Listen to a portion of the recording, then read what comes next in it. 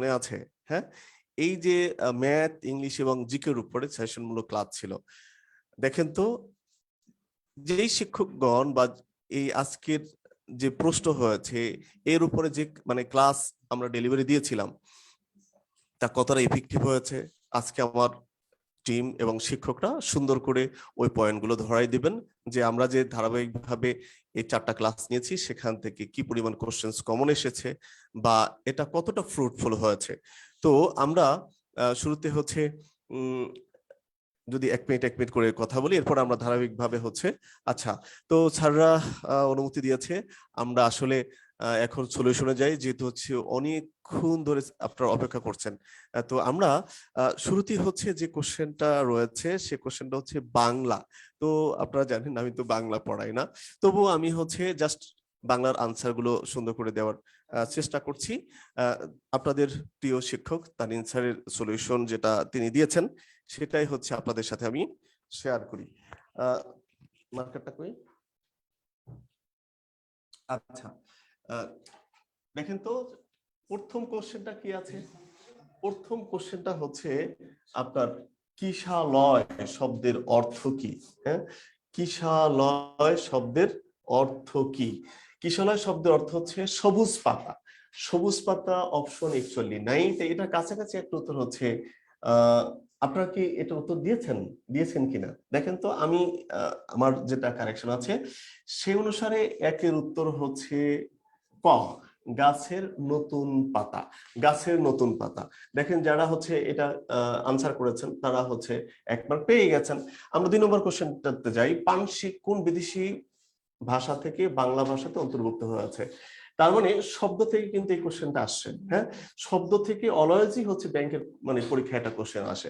বলেন তো আপনারা কি পারেন? এটার উত্তর কি হবে? না, আমি বলে দিচ্ছি 2 নং প্রশ্ন উত্তর হচ্ছে ইংরেজি। ইংরেজি, হ্যাঁ। 2 নং প্রশ্ন উত্তর হচ্ছে পানসি ইংরেজি ভাষা থেকে অন্তর্ভুক্ত হয়েছে বাংলা ভাষায়। আমরা জানি, হ্যাঁ হ্যাঁ তানিম,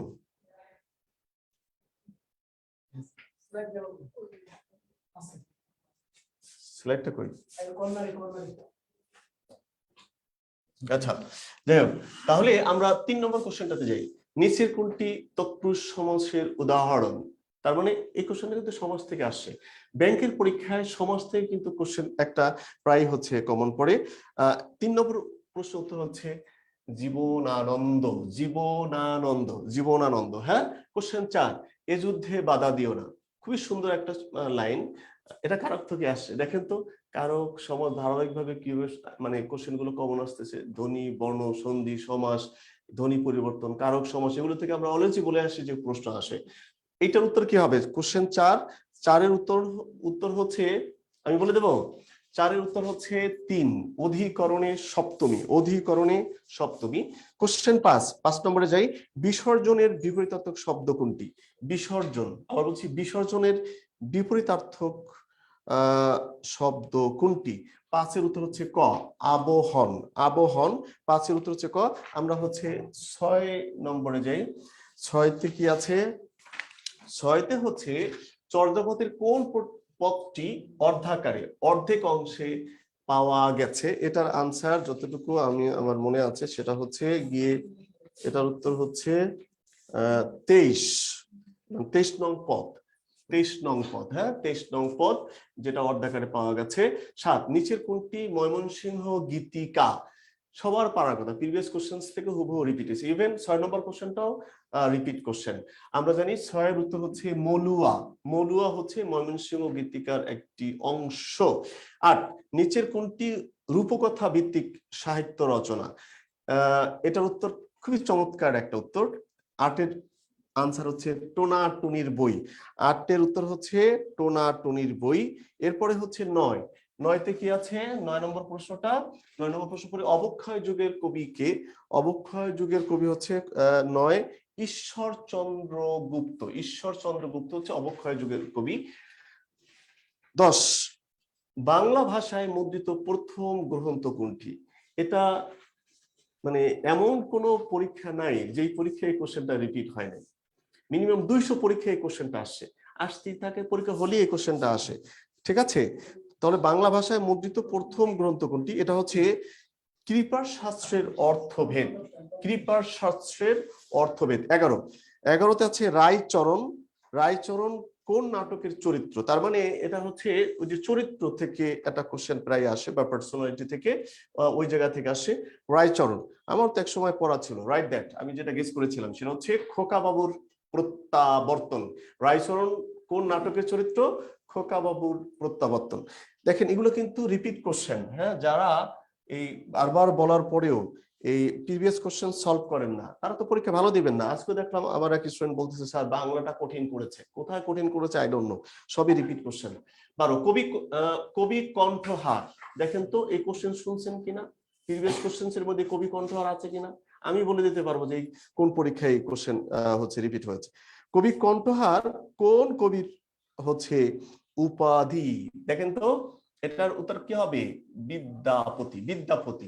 12 আনসার হচ্ছে বিদ্যাপতি। 13 নিচের কোন পত্রিকাকে ঘিরে একটি স্বতন্ত্র সাহিত্যিক বলয় তৈরি হয়েছে? 13তে উত্তর হচ্ছে কল্লোল। খুবই চমৎকার কোশ্চেন, এই কোশ্চেন আবারও রিপিট হবে, নিশ্চিত থাকেন। 14 নম্বর, বাংলা ভাষায় সংখ্যা নির্দেশের জন্য কয়টি সংখ্যা বর্ণ রয়েছে? বাংলা ভাষায় সংখ্যা নির্দেশের জন্য, এটা কি ঠিক আছে? 14তে বাংলা ভাষায় সংখ্যা নির্ণয়ের জন্য কয়টি সংখ্যা বর্ণ রয়েছে? আচ্ছা, এটা উত্তর হচ্ছে 10টি। এটা একটু ডিফারেন্ট টাইপের প্রশ্ন ছিল, এই জাতীয় প্রশ্ন সচরাচর দেখা যায় না, তো হয়তোবা এইটা আপনার কাছে কঠিন মনে হতেই পারে। হ্যাঁ, হতেই পারে। 15 উচ্চারণ স্থান অনুযায়ী বাংলা শুদ্ধ স্বরধ্বনির সংখ্যা কতটি? এটা একটু ডিফারেন্ট কোশ্চেন। আমরা জানি স্বরধ্বনির সংখ্যা 11টি, বাট উচ্চারণ স্থান অনুসারে এটা বাংলা টিচাররাই হয়তো ব্যাখ্যা দিতে পারবেন, তানিন স্যার হয়তো পরবর্তীতে কোনো ক্লাসে এটা ধরাই দিবেন। হ্যাঁ, 15 নম্বর প্রশ্নের উত্তর হচ্ছে 7টি। 15 নম্বর প্রশ্ন উত্তর হচ্ছে আনসার হচ্ছে 7। এরপরে পাটের ব্যবসায়ী, এক কথায় প্রকাশক কি হবে? এইটার আসলে সঠিক উত্তর এখানে নাই। আমরা এটার উত্তর আসলে পরবর্তীতে যদি টিচাররা ব্যাখ্যা দেন তাহলে সেক্ষেত্রে আমরা এটার উত্তর দেবো। এটা আমরা গোল্লা দিয়ে রাখলাম। হ্যাঁ, টিচাররা বলছেন এটার সঠিক উত্তর এখানে নেই। আসলে সঠিক উত্তর কি সেটারও ব্যাখ্যা অবশ্যই ওইভাবে আমার কাছে নাই, সরি ফর দ্যাট। হ্যাঁ, তো নেক্সট, চারু শব্দটির প্রতিশব্দ কোনটি? আমি যদি 17তে যাই, এটা হচ্ছে রম্য অথবা রমা, এরকম। চারু শব্দটির প্রতিশব্দ কোনটি? রম্য এখানে। তার মানে 17-র আনসার হচ্ছে খ। আমরা 18 নম্বর প্রশ্নে যাই। 18 নম্বর প্রশ্নে প্রশ্ন কি? মৌলিক ব্যঞ্জন ধ্বনি কতটি? এটা হচ্ছে একটা চমৎকার কোশ্চেন, এই কোশ্চেনও হচ্ছে রিপিট হয়েছে। এটা কত নম্বর? 18 নম্বর প্রশ্নের আনসার হচ্ছে 30টি। হ্যাঁ, চমৎকার কোশ্চেন। মৌলিক ব্যঞ্জন ধ্বনি কতটি? 30টি। 19 মূর্ধন্য ন নাকি, বা মূর্ধন্য প্রত্যয়যুক্ত শব্দে মূল স্বরের কি হয়? মূল স্বরের যতটুকু জানতাম, হ্যাঁ রাইট, বৃদ্ধি হয়। 19-এর আনসার হচ্ছে ক। 20 এলিগরি এর বাংলা পরিভাষা কোনটি? ভাই আপনি যদি 5টা কোশ্চেন সলভ করেন দেখবেন 3টার মধ্যে এটা আসছে, এলিগরি। এলিগরির মানে 20 নম্বর কোশ্চেন উত্তর হচ্ছে রূপক ধর্মী রচনা। রূপক ধর্মী রচনা। 20টা কোশ্চেন ছিল, আমরা হচ্ছে 20টা প্রশ্নের মধ্যে একটা সঠিক উত্তর 25, সরি আচ্ছা কোশ্চেন তো আরো আছে। 21 ধোঁয়া ধারা বাগধারা প্রকৃত অর্থ কি? এটা হচ্ছে কত নম্বর কোশ্চেন? 21-এ হচ্ছে আবদার বা সুতো করা ধোঁয়া ধারা, একটু ডিফারেন্ট টাইপের, এটা একটু tough question. I think that এটাতে অনেকেই ভালো করবেন না, আন্দাজে দেওয়া ছাড়া মনে হয় না এটা সঠিক উত্তর কেউ পারছে। আচ্ছা 22 সার শব্দের সমর্থক শব্দ কোনটি? এই স্যার কোন স্যার আপনারা কি জানেন? বলেন তো এই স্যার মানে কি? এই স্যার মানে হচ্ছে এখানে অধম। অধম, অধম, ঠিক আছে। অধম মানে কি জানো? নিচু। তুমি অধম বলে আমি উত্তম হইব না কেন, তার মানে অধম মানে হচ্ছে নিচু বা এরকম কোনো কিছু। আচ্ছা যাই হোক, আপনারা ভালোই জানেন, আমি হয়তো জানি না। আচ্ছা 23 নিচের কোনটি শব্দের পরে বসে? নিচের কোনটি শব্দের পরে বসে বলেন তো? নিচের কোনটি শব্দের পরে বসে?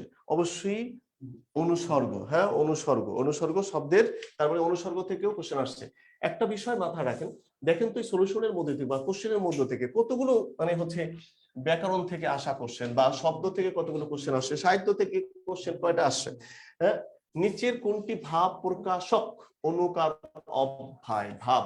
হায় হায় আমার কি হয়ে গেল, হায় হায় এ কি হলো, তার মানে 24-এর আনসার হচ্ছে হায় হায়। হাই হাই মানে হাই হাই। হ্যাঁ, আচ্ছা 25, কালপুরুষ কোন লেখকের ছদ্মনাম? এটার উত্তর নাই, এটার উত্তর হবে সুবোধ ঘোষ। সুবোধ ঘোষ। তার মানে এইটার উত্তর নাই। তার মানে আমরা দুইটা কোশ্চেন পেয়েছি, যে দুইটা কোশ্চেনে আসলে আনসার নেই। যাই হোক, এই ধরনের কিছু কোশ্চেন থাকে হুদাই, আপনারা আমরা পরীক্ষা নিলে ওই মাঝে মধ্যে স্যার মানে প্রশ্ন উত্তর নাই এই সেই সব ধরনের কোশ্চেনে কিছু কোশ্চেন এরকম থাকে। আপনাকে তো আর প্রশ্নকর্তারা 100-তে 100 পাওয়া হবে না, এটাও আপনাকে বুঝতে হবে। ওকে, আমরা নেক্সট পার্টে চলে যাই।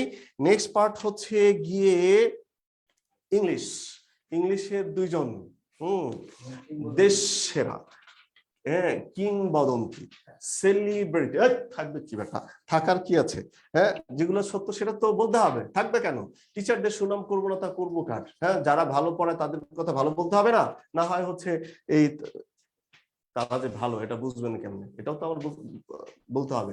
আর টার্নিং পয়েন্টের টিমের মধ্যে আসলে কি বলবো আর, ওইরকম কোনো কিছু টিচার নাই। হ্যাঁ, যাই হোক, তো আমরা স্যারদের কাছে চলে যাই। স্যার, চলে যাচ্ছি সেলিব্রিটি কি বলে, দুজনই সেলিব্রিটি, দুজনই কিংবদন্তি। আমি শাকিল স্যারকে দিয়ে শুরু করতেছি।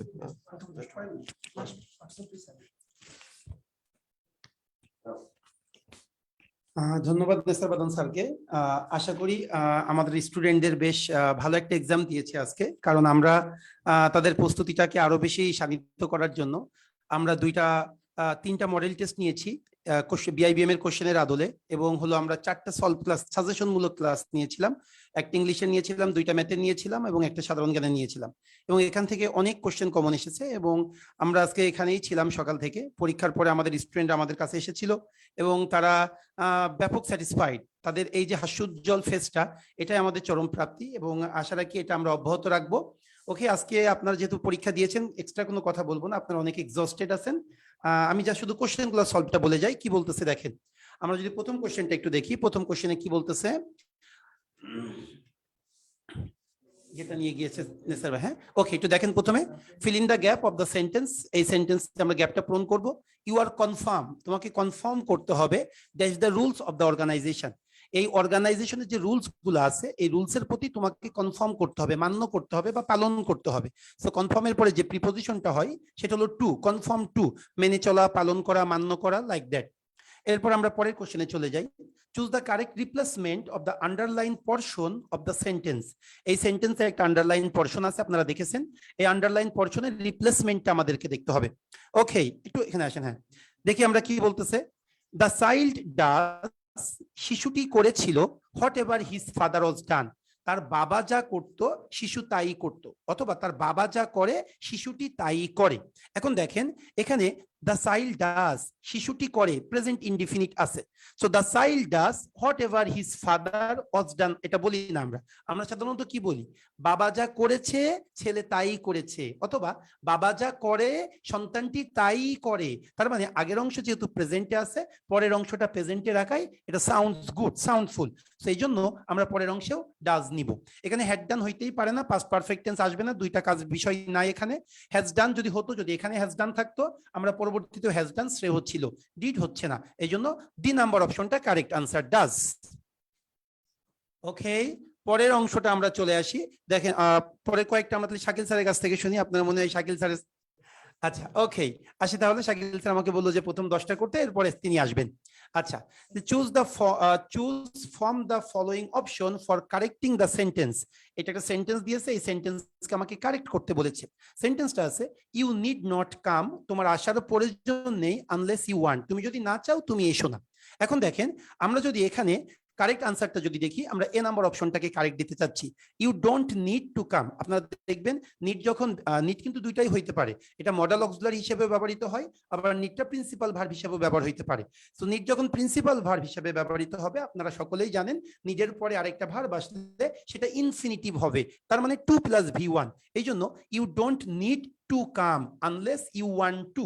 এখন অনেকে এই 1 2 এটা দেখে আপনারা এটাকে আনসার করেন নাই, কিন্তু এখানে দেখেন আরেকটা ভার্ব কিন্তু উজ্জ থাকতে পারে। এই জন্য কারেক্ট আনসার এ নাম্বার অপশনটা হবে। এবং এটা যদি আপনারা, এটা এক্সাম ভেটা থেকে এসেছে, এক্সাম ভেটার যে ওয়েবসাইটটা, আপনারা এই কোশ্চেনটা দেখতে পারেন, এখানে এ নাম্বার অপশনটাই কারেক্ট আনসার। এরপরে চলে আসেন 29 নাম্বার কোশ্চেনটা আমরা সলভ করি। কি বলতেছে দেখেন, choose from the following options for correcting the underline portion of the sentence. আমাকে এই অংশটাকে কারেক্ট করতে হবে। ওকে, দেখেন কি বলতেছে, দে ওয়ার অল শকড, তারা প্রত্যেকেই শকড হয়েছিল এট his failure in the competition, এই কম্পিটিশনে সে যে ব্যর্থ হয়েছে এটা সবাইকে শকড করেছিল। এখন আমরা যদি দেখি, দেখেন আমরা বলি না কিন্তু আই স্যাটিসফাইড, আমরা কি বলি আই এম স্যাটিসফাইড। আমরা বলি কি আই প্লিজড বলি? নো, আমরা বলি I am pleased, they are pleased. হ্যাঁ, মানে এই সেন্টেন্সগুলো এভাবে বলাই শ্রেয়। এই জন্য দে ওয়ার অল শকড, এটা প্যাসিভে হয়েছে, আপনারা একটু দেখেন, দে ওয়ার অল শকড, তারা প্রত্যেকেই শকড হয়েছিল কিসের জন্য? It is failure in the competition, এই কম্পিটিশনের ফেইলিওরটা তাদেরকে শকড করেছিল। তার মানে এটা প্যাসিভে হবে, আর প্যাসিভে দে ওয়ার শকড, শকডের পরে অ্যাট হবে। এই জন্য আমাদের দৃষ্টিতে এখানে কোনো কারেকশন দরকার নাই। এবং দেখেন আপনারা যদি এখানে দেখেন, they are shocked at all, at all মানে তো আদেও, এখানে এটা মিনিংফুল হয় না। এরপরে যদি দেখি they had all shocked, no, they had all shocked, এটা আসে না। হ্যাজ অল শকড, দের পরে আমরা সকলেই জানি হ্যাজ কখনো হইতে পারে না, এই জন্য এটাকে আমরা কারেক্ট নিচ্ছি না, এই জন্য নো কারেকশন রিকোয়ার্ড। তার মানে আমরা এটাকে আনসার দিতে চাচ্ছি ডি নাম্বার, এখানে কোনো কারেকশনের দরকার নেই, কোশ্চেনেরটাই কারেক্ট আনসার। ওকে, এরপরে চলে আসি আমরা, দেখেন আমরা যে সলভ ক্লাসটা নিয়েছিলাম রেকর্ডটা এখনো বিদ্যমান আছে আমাদের, যদি আপনারা ইয়েতে যান, আমাদের যে ওয়েবসাইটটা, আমাদের যে সাইটটা আছে, ফেসবুক গ্রুপটা আছে, এখানে গেলে দেখবেন আমাদের যে ইংলিশ ক্লাসটা নিয়েছিলাম সাজেশনমূলক ক্লাস, এটা কিন্তু এখনো বিদ্যমান। সেই জন্য আপনারা যদি ওটাও দেখেন, আপনারা মিলাই নিতে পারবেন, আপনারা ক্রস চেক করতে পারবেন। আমি বলেছিলাম যে চারটা গ্রামারের টপিক মাস্ট আসবে, তার মধ্যে আমি কিন্তু একটা নাম্বার রেখেছিলাম, একটা ভয়েস চেঞ্জ রেখেছিলাম, একটা ন্যারেশন রেখেছিলাম, এবং একটা অ্যাডভার্ব রেখেছিলাম। দেখেন আল্লাহ রহিম রহমানের ইচ্ছায় এই চারটা অপশনই কিন্তু আজকে বিদ্যমান। এই যে দেখেন আপনি নাম্বার থেকে কোশ্চেন এসেছে, এবং আরো মজার বিষয়, আমি যদি আপনারা ক্লাসটা দেখেন, নাম্বারে অনেকগুলো আছে সিঙ্গুলার প্লুরাল, এখান থেকে আমি আপনাদের জন্য মাত্র 13টা নাম্বার সিঙ্গুলার এবং প্লুরাল আমি পিক করে দিয়েছিলাম। আলাদা করে আমি বলেছিলাম আপনাদেরকে যে আপনারা স্ক্রিনশট নিয়ে রাখেন, দেখেন সেখান থেকেই কিন্তু এসেছে। হ্যাঁ, আমাকে বের করতে হবে which of the following word is not singular, তার মানে আমাকে প্লুরালটা বের করতে হবে। আমরা সকলে জানি এভরি, ইজ, এগুলো সবসময় কি singular, so every this is singular, is এটাও সিঙ্গুলার। এজেন্ডা এটা কি দেখেন তো, আমরা বলেছিলাম ডেটাম, এজেন্ডাম, এগুলা কি, এগুলো হলো সিঙ্গুলার, ডাম টাম এগুলো সিঙ্গুলার, আর শুধু এজেন্ডা, শুধু ডেটা, এগুলা কিন্তু প্লুরাল। সো আমাদেরকে যেহেতু নট সিঙ্গুলার, দ্যাট মিন্স আমাকে প্লুরাল বের করতে বলেছে। সো প্লুরাল বের করলে আমাকে আনসার কোনটা নিতে হবে? সি নাম্বারটা, এজেন্ডা হলো প্লুরাল। আমি 13টা দিয়েছিলাম, এর মধ্যে কিন্তু এই দুইটাই ছিল, এজেন্ডাও ছিল, ডেটাও ছিল, মিলাই নিবেন। এরপরে 31 নাম্বার কোশ্চেনটা আসি, কি বলতেছে? অ্যানালজি। আমি বলেছিলাম এবার অ্যানালজি একটু কম আসবে, স্পেলিং আসার সম্ভাবনাটা বেশি, সো স্পেলিং কিন্তু অনেকগুলো স্পেলিং এসেছে। ওকে, সো অ্যানালজিও দুইটা এসেছে। Which one of the following is the analogy of, এখানে একটা আমাদের ক্লোন হবে, লায়ন রোয়ার। আপনারা সবাই জানেন লায়নের যে হুঙ্কারটা, এটাকে কিন্তু রোয়ার বলে, দ্যাট মিন্স লায়নের ডাকটাকে রোয়ার হিসাবে সংজ্ঞায়িত করা হয়। ঠিক তেমনি ছাগল, আমরা ছাগল কি জানি ভ্যা ভ্যা করে, এটাকে কি বলা হয়? ব্লিট। ব্লিট মানে হলো ভ্যা ভ্যা করা বা ছাগলের ডাক। সো আনসার কি হবে? সি নাম্বারটা হবে। এরপরে চলে আসেন 32 নাম্বার, এটাও অ্যানালজি থেকে এসেছে, যদি আমরা একটু দেখি কি আছে। Oath, promise. ওথ মানে কি? শপথ করা। প্রমিস মানেও কিন্তু শপথ করা বা প্রতিজ্ঞাবদ্ধ করা হওয়া। সেটা হলো সিমিলার, আমরা সিনোনিমস বলতে পারি বা সিমিলারিটি মেইনটেইন করতে পারি। ঠিক একইভাবে দেখেন কন্ট্রাক্ট মানে চুক্তি, এগ্রিমেন্ট মানেও চুক্তি। সো আমরা 32-এর আনসার কোনটা নিতে পারি? 32-এর আনসার এ। হ্যাঁ, so oath, promise, this is synonymous, contract, agreement, this also synonymous. এরপরে চলে যাই আমরা, সো আমরা 32-এর আনসার নিচ্ছি এ। এরপরে চলে আসি আমরা 33 নাম্বার কোশ্চেনটা দেখব। What is the antonym? আমাকে অ্যান্টোনিম বের করতে বলেছে। কোন ওয়ার্ডটা? এক্সটেম্পোর। আমরা সকলেই জানি এক্সটেম্পোর অর্থ কি? পূর্ব প্রস্তুতি ছাড়া কোনো কিছু করা। আমরা যখন কোনো প্রিপারেশন না নিয়ে কোনো কাজ করে থাকি, এটাকে আমরা বলি এক্সটেম্পোর। সো এটার যেহেতু অ্যান্টোনিম হইতে হবে, তার মানে কি? প্রস্তুতি নিয়ে যে কাজটা করব, দ্যাট মিন্স আমার আনসারটা হবে রিহার্স। রিহার্সেল করে আমরা, মানে কি? প্রস্তুতি নিয়ে আসা। হ্যাঁ, সো এই জন্য 33-এর আনসার হবে সি ফর চিটাগং। এরপরেও আমাকে অপোজিট বের করতে হবে, দ্যাট মিন্স অ্যান্টোনিম। অ্যাডোরেবল, আমরা সকলেই জানি অ্যাডোরেবল অর্থ শ্রদ্ধেয় হইতে পারে বা যত্নবান হইতে পারে। হ্যাঁ, অ্যাডোরেবল। সো কি হইতে পারে? এটা অ্যান্টোনিম যেহেতু বের করতে হবে, অ্যান্টোনিম হলো হেটফুল, ঘৃণিত বা ঘৃণ, যেটাকে আমরা বলি। হ্যাঁ, আচ্ছা, এরপর আমরা সকলেই জানি অ্যাপ্রিসিয়েবল মানে আমি জাস্ট বলে দিচ্ছি, এটা আনসার না। অ্যাপ্রিসিয়েবল প্রশংসনীয়, অ্যাডিকুয়েট পর্যাপ্ত, ডিসকারেজিং মানে নিরুৎসাহিত করা। আচ্ছা 35 চলে আসি। Select the term that contrast affable. দেখেন অ্যাফেয়েবল অর্থ হলো বন্ধু সুলভ, যারা খুব বন্ধুত্বপূর্ণ এদেরকে আমরা অ্যাফেয়েবল বলি। সো এর অ্যান্টোনিম যদি বলি আমরা আনফ্রেন্ডলি, আনফ্রেন্ডলি এটা অ্যান্টোনিম হবে। যে তোমাকে কন্ট্রাস্ট বের করতে বলেছে, কন্ট্রাস্ট মানে হলো অ্যান্টোনিম। ওকে, আমি এবার আমার শাকিল স্যারকে একটু আহ্বান জানাচ্ছি, এরপরে আমি আবার আপনার যুক্ত হব। আসসালামু আলাইকুম, আশা করি সবাই ভালো আছেন। স্বাগতম টার্নিং পয়েন্টের এই কোশ্চেন সলভ। এই আয়োজনটা আমাদের প্রতি শুক্রবারই চলবে। আমাদের ব্যাংক সহ নন ক্যাডারে উল্লেখযোগ্য যে এক্সামগুলো হবে, যেগুলো গুরুত্বপূর্ণ সেই প্রশ্নগুলো নিয়ে ইনশাল্লাহ আমাদের যে ফ্যাকাল্টি আছে ইংলিশ, ম্যাথ, সাধারণ জ্ঞান, বাংলা, এই ধারাবাহিকতা ইনশাল্লাহ আমরা বজায় রাখবো। So once again, and thanks to Shubhaman sir to give me the floor.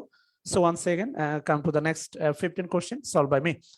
এরপরে বলছেন দেখেন আমাদের ভোকাবুলারি পার্টটা আমি বলছিলাম যে আপনাকে আনপ্যারালাল হতে হবে, যেটা প্রিলিতেও আসে আর রিটেনে লেখার জন্য তো এটার প্রয়োজনীয়তা বলে বোঝানোর আসলে জায়গা নাই।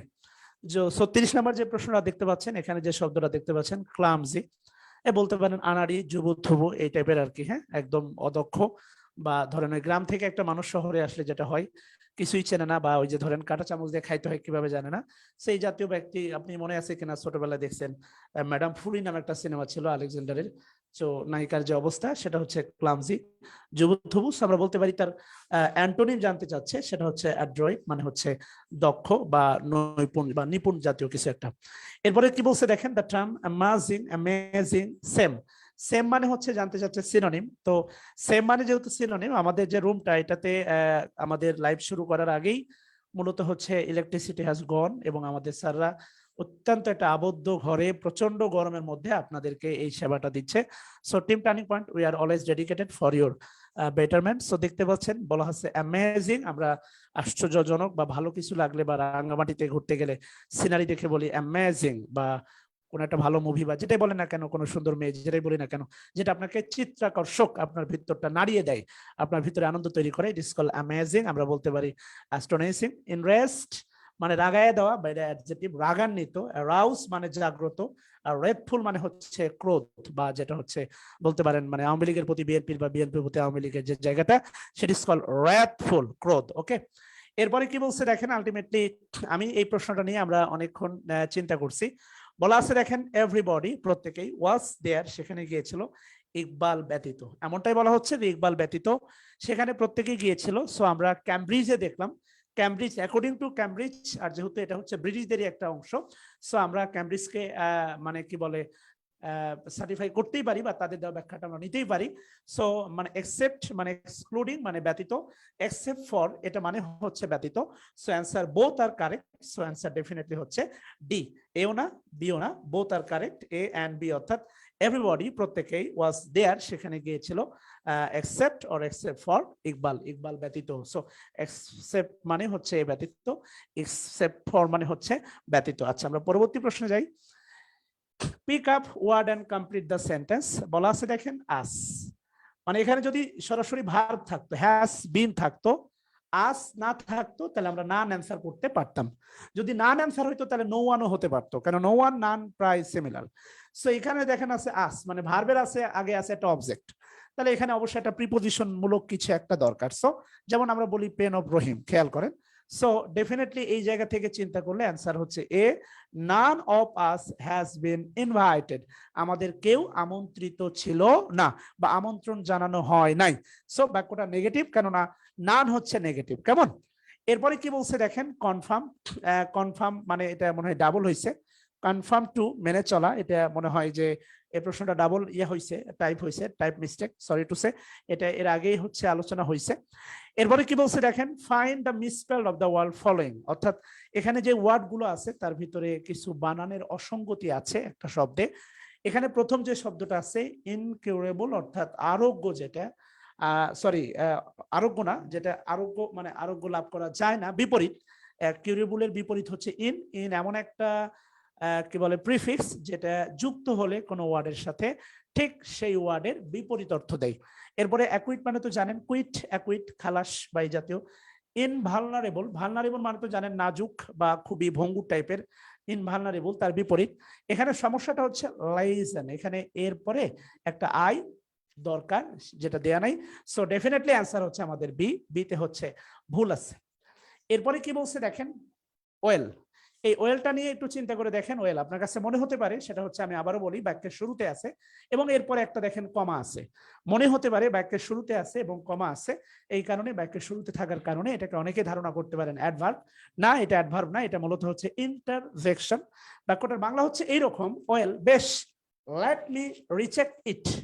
আপনি ধরেন কোন একটা অভিযোগ নিয়ে একটা কাস্টমার কেয়ারে গেছেন, আপনি বারবার ওরা বলতেছেন না এটা কারেক্ট আছে, এরপরে আপনি দাবি করতেছেন তারা ভুল করছে, তখন আপনাকে এই জাতীয় তারা বক্তব্য দেয়, ওয়েল বেশ, লেট সুযোগ দিন, লেট মি রিচেক ইট। আমি আপনাকে চাইলে এই বইয়ের একটা রেফারেন্স দেখাতে পারি, সেটা হচ্ছে আমার কাছে সবসময় পিসি দাস, এই বইটা অনেক ভালো একটা বই। এখান থেকে নাম্বার বলেন, জেন্ডার বলেন, প্রচুর প্রশ্ন কমন হয়। এই বইয়ের same word use as different parts of piece চ্যাপ্টারের এই প্রশ্নটার অনুরূপ। বইটা কি দেখেন, এই যে দেখেন এই প্রশ্নটার অনুরূপ দেখেন, ইন্টারজেকশন। থাক, সমস্যা নেই, সমস্যা নেই। আচ্ছা, লাগাই দাও। আচ্ছা, আমি আশা করি দেখাইতে পারতেছি। দেখেন বলা আছে ওয়েল ইউ মে গো, বেশ তুমি যেতে পারো, এবং বাম পাশে বলা আছে দেখেন ইন্টারজেকশন। কথা কি বুঝছেন কিনা? সো এটাকে কোনোভাবেই, এই প্রশ্নটাকে কোনোভাবেই অ্যাডভার্ব ভাবার কোনো সুযোগ নাই। So well and absolutely interjection. Okay, পরবর্তী যে প্রশ্ন ছিল স্পেলিং থেকে আরেকটা প্রশ্ন ছিল। মূল শব্দ হচ্ছে আপনার অ্যাডভার্স। অ্যাডভার্স মানে হচ্ছে বিপরীত বা প্রতিকূল। অ্যাডভার্স আমরা বিভিন্ন সময় বলে থাকি adverse situation in my life, প্রতিকূল পরিস্থিতি। আপনি বেকার, আপনার বাবা অসুস্থ, পরিবারের এই অবস্থা, দুর্দশা, বোনের ডিভোর্স, অনেক কিছু মিলে যখন আপনি প্রতিকূলতায় পড়েন, একটা জাহাজ যখন হচ্ছে হঠাৎ করে ঝড়ের কবলে পড়ে, it is called adverse situation. অ্যাডভার্সটা হচ্ছে অ্যাডজেক্টিভ, আর এর অ্যাবস্ট্রাক্ট নাউন হচ্ছে অ্যাডভার্সিটি, মানে প্রতিকূলতা। মনে রাখবেন যেই শব্দের বাংলা তা, সেটা হচ্ছে অ্যাবস্ট্রাক্ট নাউন। এবং মনে রাখবেন আইটিওয়াই থাকলে মূলত অ্যাবস্ট্রাক্ট নাউন হয়। So adversity abstract noun, answer হচ্ছে B. Choose the correct spelling বলা হচ্ছে, কারেক্ট স্পেলিং এটা ভালো করে জানেন, ব্যুরোক্রেট বা ব্যুরোক্রেসি, আমলাতান্ত্রিক জটিলতা, এটা নিয়ে নতুন করে বলার কিছু নাই। অর্থাৎ আমার ধারণা এই শব্দটা অনেকবার পড়েছেন আর প্রচুর পরীক্ষাতে এটা কমন এসেছে, এটা নিয়ে বেশি কথা বলার সুযোগ নাই। এরপরে কি বলছে দেখেন, প্যাসিভ। স্যার একটু আগে যেটা বললেন যে passive the mandatory part. Activation মনে রাখবেন, সেটা হচ্ছে যে আলটিমেটলি মনে রাখবেন কিছু ওয়ার্ড আছে ইনডিফিনাইট প্রোনাউন, যেমন উই, এরপরে দে, এরপরে মনে করেন হচ্ছে পিপল, এই জাতীয়। তারপরে ইনডিফিনাইট কিছু প্রোনাউন আছে, সামওয়ান, এনিওয়ান, এই জাতীয় যে মানে সাবজেক্ট গুলো আছে, এরা যদি অ্যাক্টিভ ভয়েসে সাবজেক্ট হিসেবে বসে, প্যাসিভ করার সময় এদের উল্লেখ করার দরকার নাই, মানে নাই। আপনি মানে খুব সিম্পল যদি আমি আপনাকে people speak English all over the world, হ্যাঁ, সারা বিশ্বে জনগণ ইংলিশে কথা বলে। আলটিমেটলি এই বাক্যটা যদি আপনি প্যাসিভ করেন তাহলে হবে English is spoken all over the world by people, আসার কোনো সুযোগ নাই। অ্যাজ সেম অ্যাজ, এখানে সাবজেক্ট আছে হচ্ছে উই, এটা প্যাসিভে আসার কোনো সুযোগ নাই, যেটা যেটা আছে ওটা বাদ। সো ডেফিনেটলি অ্যান্সার হচ্ছে বি। এখানে আছে দেখেন বায়াস, সো তিনটাই বাদ, ডেফিনেটলি অ্যান্সার হচ্ছে বি। আরেকটা বিষয় মনে রাখবেন, সেটা হচ্ছে যে প্যাসিভ করার সময় যদি মূল ভার্বের সাথে গ্রুপ ভার্ব হিসাবে প্রিপোজিশন থাকে, অর্থাৎ আপনি ভালো করে জানেন গ্রুপ ভার্বের প্রিপোজিশন থাকে, অর্থাৎ মূল ভার্ব হিসাবে যদি কোনো গ্রুপ ভার্ব বসে এবং ওই গ্রুপ ভার্বের প্রিপোজিশন থাকে, প্যাসিভ করার সময় এই প্রিপোজিশনটি অপরিবর্তিত থাকবে। এখানেও দেখেন অফটা অপরিবর্তিত আছে। এরপরে কি বলছে দেখেন, one who can not be changed বা রিফর্ম মানে জানেন সংস্কার বা সংশোধন, যে কখনোই পরিবর্তন হবে না, সেটা হচ্ছে আপনি বলতে পারেন ইনকরেজেবল। অর্থাৎ মানে কি বলবো আর কি, বাকি ওয়ার্ড গুলো আপনি জানেন। ইনকরেজেবল মানে এটা পিসি দাসেও দেখবেন এক কথায় প্রকাশে আছে, একদম ফরমেশন অফ ওয়ার্ড চ্যাপ্টারের লাস্টে। সো এটা রিপিট একটা প্রশ্ন। at arm's length অর্থাৎ at a distance, একটা সামান্য দূরত্ব মেনটেন করে চলা, at arm's length। এরপরে কি বলছে দেখেন, এটা সিন্সের ব্যবহার। সিন্স আপনি ভালো করে জানেন, সিন্সের যে চারটা মানে সূত্র আছে, আমি যেভাবে বলি সেটা হচ্ছে যে সিন্স ডানে আর বামে যদি হয় আপনার প্রেজেন্ট ইনডিফিনাইট বা প্রেজেন্ট পারফেক্ট, প্রেজেন্ট পারফেক্ট, তাহলে ডানে হয় পাস্ট পারফেক্ট। হ্যাঁ, আর বামে যদি হয় আপনার পাস্ট ইনডিফিনাইট, আর বামে যদি হয় হচ্ছে আপনার পাস্ট ইনডিফিনাইট, তাহলে সিন্স এর পরে ডানে হয় পাস্ট পারফেক্ট। আর একটু আগে যায় এই ডানে বামে, আমি এটা মূলত ডান বাম দিয়ে শেখাই, আপনি আপনার খাতাকে এইভাবে চিন্তা করেন। সিন্স এটা হচ্ছে আপনার বডি, সিন্স হচ্ছে আপনার বডি, এটা হচ্ছে আপনার লেফট সাইড, এটা হচ্ছে রাইট সাইড। সিন্স এর লেফট সাইড যদি হয় প্রেজেন্ট ইনডিফিনাইট বা প্রেজেন্ট পারফেক্ট, সিন্স এর রাইট সাইড হবে পাস্ট ইনডিফিনাইট। এসএমএস এখানে দেখেন অলমোস্ট খেয়াল করে দেখেন, সিন্স এর বাম সাইডে সব অপশনে আছে ইজ মানে প্রেজেন্ট ইনডিফিনাইট, অর্থাৎ পরেরটা পাস্ট ইনডিফিনাইট হবে, এই ব্যাপারে আর কোনো দ্বিমত নাই। তাহলে আলটিমেটলি শ্যাল কাম এটা হবে না, শুধু কাম এটা হবে না, হ্যাড কাম হতো যদি এখানে ওয়াজ থাকতো। কথা বলছেন, ইজ আছে হ্যাড কাম এটা হতে পারে না, এটা পাল্টালে এটা পাল্টাবে, এটা পাল্টালে এটা পাল্টাবে। সো ডেফিনেটলি অ্যান্সার হচ্ছে কেম, অর্থাৎ it is many years since I came to Dhaka. পরবর্তী আর মাত্র দুটো প্রশ্ন আছে, লাস্ট ওয়ান। বলা আছে দেখেন one who works for the goods of others, বলা আছে দেখেন ওয়ান যে কাজ করে, who works for goods of other, অন্যের ভালোর জন্য কাজ করে, এক কথায় আমি বলে থাকি হাতেম তাই, সেটা হচ্ছে সে শব্দটা হচ্ছে অলট্রুইস্ট, বা আপনি যদি অ্যাবস্ট্রাক্ট নাউন বলেন অলট্রুইজম, অর্থাৎ পরোপকারিতা। অলট্রুইস্ট মানে পরোপকারী, অলট্রুইজম পরোপকারিতা, it is called abstract noun. আপনি ভালো করে জানেন আইএসএম থাকলে অ্যাবস্ট্রাক্ট নাউন হয়, হিরোইজম, প্যাট্রিয়টিজম, কথা বুঝছেন? So altruism is also noun and abstract noun, পরোপকারিতা। সো অন্যের ভালো সবসময় চিন্তা করে, তাকে আমরা বলতে পারি অলট্রুইস্ট। লাস্ট প্রশ্ন ছিল স্যার একটু আগে বলছে ন্যারেশন থেকে, হি আস্কড মি, আপনি ভালো করে জানেন it is called reporting verb. আর how old is your mother, it is called reported speech. এবং এটা দেখেন হচ্ছে ইন্টারগেটিভ সেন্টেন্সে আছে, ইট ইজ ইন্টারগেটিভ সেন্টেন্স, আপনি ভালো করে জানেন। তাহলে হি আস্ক থাকবে, এবং হাউ, যেহেতু হাউ দিয়ে প্রশ্ন করা আছে, ইন্টারগেটিভ সেন্টেন্স দুই ভাবে করা যায়, একটা হচ্ছে আপনার অক্সিলারি ভার্ব দিয়ে, আর একটা হচ্ছে ডাব্লিউএস ওয়ার্ড দিয়ে। আপনি ভালো করে জানেন ন্যারেশনে ডাব্লিউএস ওয়ার্ড দিয়ে থাকলে ইনভার্টেড কমা উঠে গিয়ে ওটাই থাকে, আর যদি অক্সিলারি ভার্ব দিয়ে করা হয় সেক্ষেত্রে ইনভার্টেড কমা উঠে গিয়ে হোয়েদার অথবা ইফ বসে। সো এখানে যেহেতু আলটিমেটলি ডাব্লিউএস ওয়ার্ড দিয়ে করা, ইংলিশে ডাব্লিউএস কোশ্চেন বলে কিছু নাই, অল আর ডাব্লিউএস ওয়ার্ড। সো এখানে আলটিমেটলি যদি আমি চিন্তা করে দেখি, তাহলে সেটা হচ্ছে প্রথম অপশনে দেখেন হাউ নাই, দ্বিতীয় অপশনে হাউ নাই, বি সি আর ডি তে হাউ আছে, বাট ডি নাম্বার অপশনে দেখেন হাউ এর পরে কোনো ভার্ব নাই। So definitely answer C, he asked me how old my mother was. So প্রিয় শিক্ষার্থী, এই ছিল হচ্ছে ইংলিশের 25টি প্রশ্নের সমাধান স্টেপ বাই স্টেপ। আমি এবং সুমন স্যার, ভুল ত্রুটি ক্ষমা করবেন, আমাদের জ্ঞানের সীমাবদ্ধতা থাকতেই পারে, তবে আমরা আমাদের সর্বোচ্চটা দিয়েই সমাধান করার চেষ্টা করেছি। শুভকামনা, আসসালামু আলাইকুম। শাকিল স্যারকে অসংখ্য ধন্যবাদ। স্যার বলছিল যে হচ্ছে আমরা স্টুডিওর মধ্যে আছি, বেসিক্যালি আইপিএস দিয়ে হচ্ছে পিসি চলছে, লাইট চলছে, বাট এখানে হচ্ছে আসলে বাতাস নেওয়ার ওই সুযোগটা নাই, তো প্রচন্ড গরমের মধ্যে আমরা সলিউশনটা কিন্তু দিচ্ছি। প্রিয় শিক্ষার্থী বন্ধুরা, টার্নিং পয়েন্ট অ্যাকচুয়ালি বর্তমান সময়ের ব্যাংক জবের এক সার্ভিস ওরিয়েন্টেড প্রতিষ্ঠান। শুরু দিন থেকেই টার্নিং পয়েন্ট তাদের যে সার্ভিস দিয়ে আসার কথা সেটা যথাযথভাবে দেওয়ার মানে আপ্রাণ চেষ্টা করে যাচ্ছে। সেক্ষেত্রে বন্ধুরা, এ পর্যায়ে আমরা হচ্ছে ম্যাথের সলিউশন নেব। ম্যাথের অত্যন্ত জনপ্রিয় এবং যে কয়েকজন এই সেক্টরে ব্যাংকের ক্লাস নিয়ে থাকেন তাদের মধ্যে মানে one of the most popular teacher, জনপ্রিয় টিচার। হ্যাঁ, তো হচ্ছে আমরা সাইফুল নাদিম স্যারের কাছ থেকে ম্যাথের সলিউশনটা নেব। স্যারের কাছে আমরা চলে যাচ্ছি। প্রিয় শিক্ষার্থী বন্ধুরা, সবাইকে বলবো লাইভটা একটু শেয়ার করে দিই। হ্যাঁ, লাইভটা একটু শেয়ার করলে আপনারই লাভ হবে, কারণ টোটাল কোশ্চেনটা কিন্তু আপনার টাইম লিমিট থেকে যাবে। যে কোনো মুহূর্তে আপনি কোশ্চেনটা টেনে টেনে দেখতে পারবেন বা টেনে টেনে দেখতে পারবেন। এতে করে পরবর্তী পরীক্ষার আগে আপনি অন্ততপক্ষে এই কোশ্চেনগুলোর কিভাবে সলভ করতে হয় একটা আইডিয়া, বা কোথা থেকে কোশ্চেনটা আসছে একটা আইডিয়া আপনি পেয়ে যাচ্ছেন। ওকে, আমরা স্যারের কাছে চলে যাচ্ছি।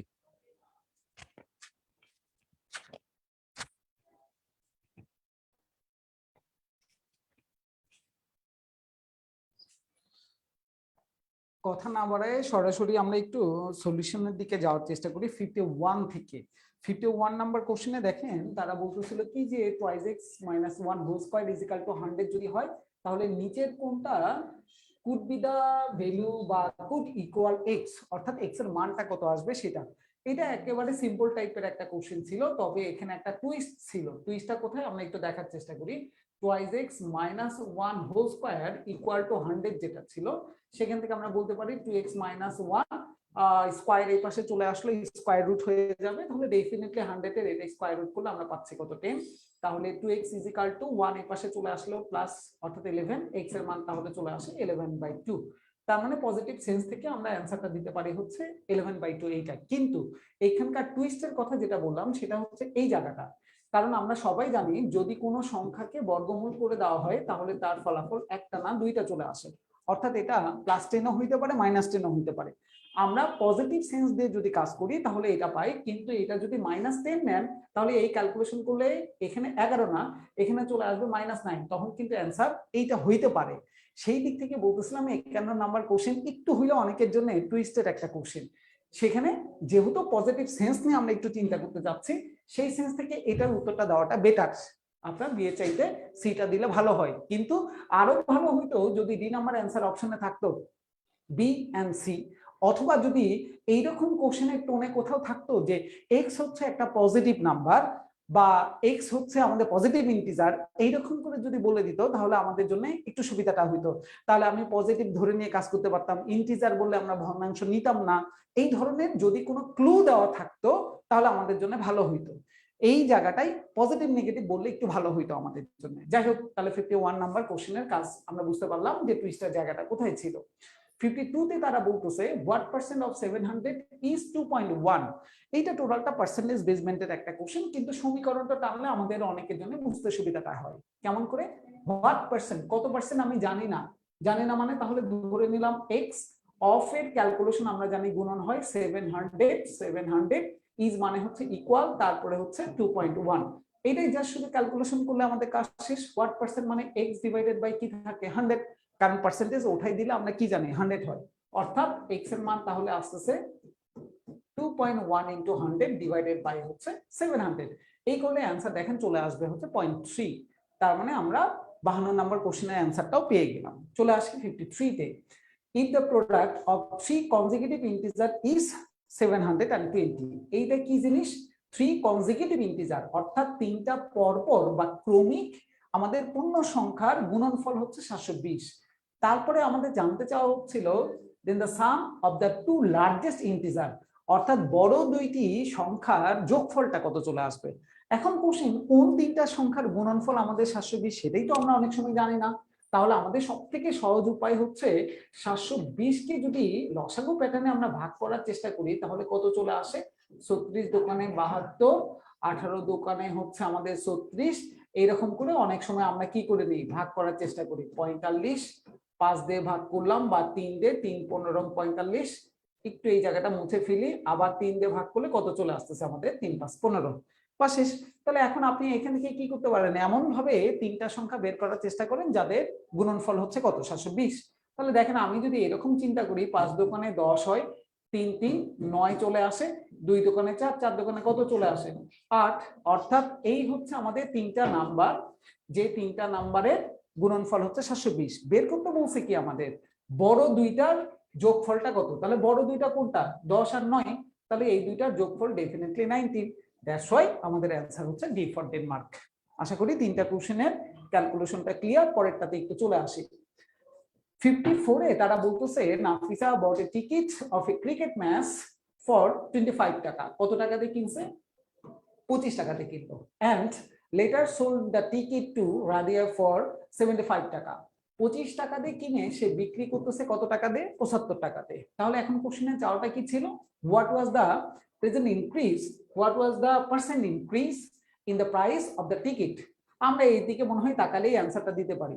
25 টাকার জিনিস 75 টাকায় আপনার সেল করা মানে বেড়ে গেছে কত টাকা? 50 টাকা। তাহলে 25 টাকায় আমার লাভ হচ্ছে কত? 50। তার মানে লাভ হচ্ছে কি দ্বিগুণন।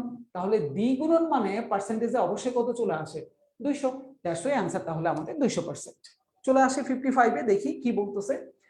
A is 3 years older than B and 3 years younger than C। এটা আসলে একটা কমা হবে। B and D are twins.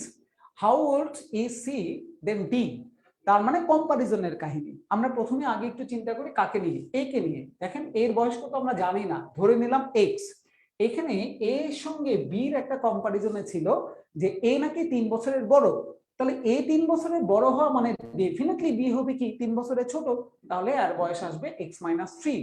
আবার এর সঙ্গে দেখেন এখানে কম্পেয়ার করা হচ্ছিল কার, সি এর। কি ছিল যে এ নাকি 3 ইয়ার্স ইয়ঙ্গার দেন সি, সি এর চাইতে এ 3 বছরের ছোট, তাহলে ডেফিনেটলি সি কি হবে 3 বছরের বড়। এর বয়স যদি এক্স হয়, সি এর বয়স হচ্ছে x+3। প্রথম কম্পারিজন শেষ। এরপরে তারা বলতেছিল বি আর ডি হচ্ছে আমাদের টুইনস, তার মানে কি বির বয়সও যা, ডির বয়সও কি হবে তাই চলে আসবে ডেফিনেটলি। এই হচ্ছে 4 জনের বয়স নিয়ে কথাবার্তা। ফাইনালি আমাদেরকে তারা জানতে চাইলো what, how older is C than D, তার মানে সি হচ্ছে ডি এর চাইতে কত বড়। দেখেন তো বির বয়স কত x-3, সি এর বয়স কত x+3, তাহলে x-3 থেকে x+3 কত বড়, এখান থেকে x এ যাইতে গেলে 3 বাড়াবো, পরে আরো 3 বাড়াবো, তার মানে কত আমাদের 6। বা আপনি যদি বিয়োগ করেন x+10 বাচ্চাদের মতন করে, তাহলে -x মাইনাসে মাইনাসে +3, তার মানে x এস কাটাকাটি গেলে অ্যান্সার হচ্ছে কত 6, তার মানে আমরা বলবো অ্যান্সার হচ্ছে বি ফর বাংলাদেশ, 6 বছরের বড়। কমপ্লিট। পিচি পিচি টাইপের কোশ্চেন দেখেন 56 এ তারা বললো যে how many pieces of 85 centimetre length stick can be cut from a 42.5 metre long stick. এই জায়গাটা ঝামেলাটা হচ্ছে ইউনিটে, একটা আছে মিটারে আর একটা আছে কি সেন্টিমিটার। তাহলে আমরা মিটারে যেটা পাচ্ছিলাম 42.5 মিটার, মিটারকে সেন্টিমিটারে নিব কিভাবে 100 দ্বারা গুণন করে। তাহলে যদি 85 সেন্টিমিটার পর পর কাটি তাহলে 85 দ্বারা আমরা ভাগ করে দিব, ভাগ করে দিলেই অ্যান্সার দেখবেন চলে আসছে হচ্ছে আমাদের 56 নাম্বার কোশ্চেনের অ্যান্সারটা। এইটা গেল হচ্ছে 56 নাম্বার কোশ্চেনের অ্যান্সার। আমরা একটু 57 দিকে চলে আসি, জাস্ট পরীক্ষার হলের ক্যালকুলেশনটা কেমন হবে আমরা একটু সেটা দেখানোর চেষ্টা করছি।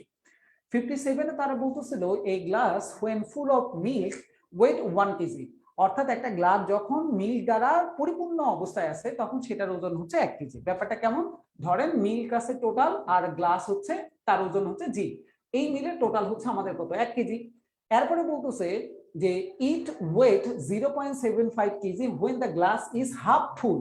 আচ্ছা গ্লাস হাফ ফুল মানে কি, গ্লাস কি অর্ধেক হয়েছে না, মিল্ক অর্ধেক হয়ে গেছে, তার মানে হাফ মিল্ক আর গ্লাস মিলে ওজন হচ্ছে আমাদের কত 0.75।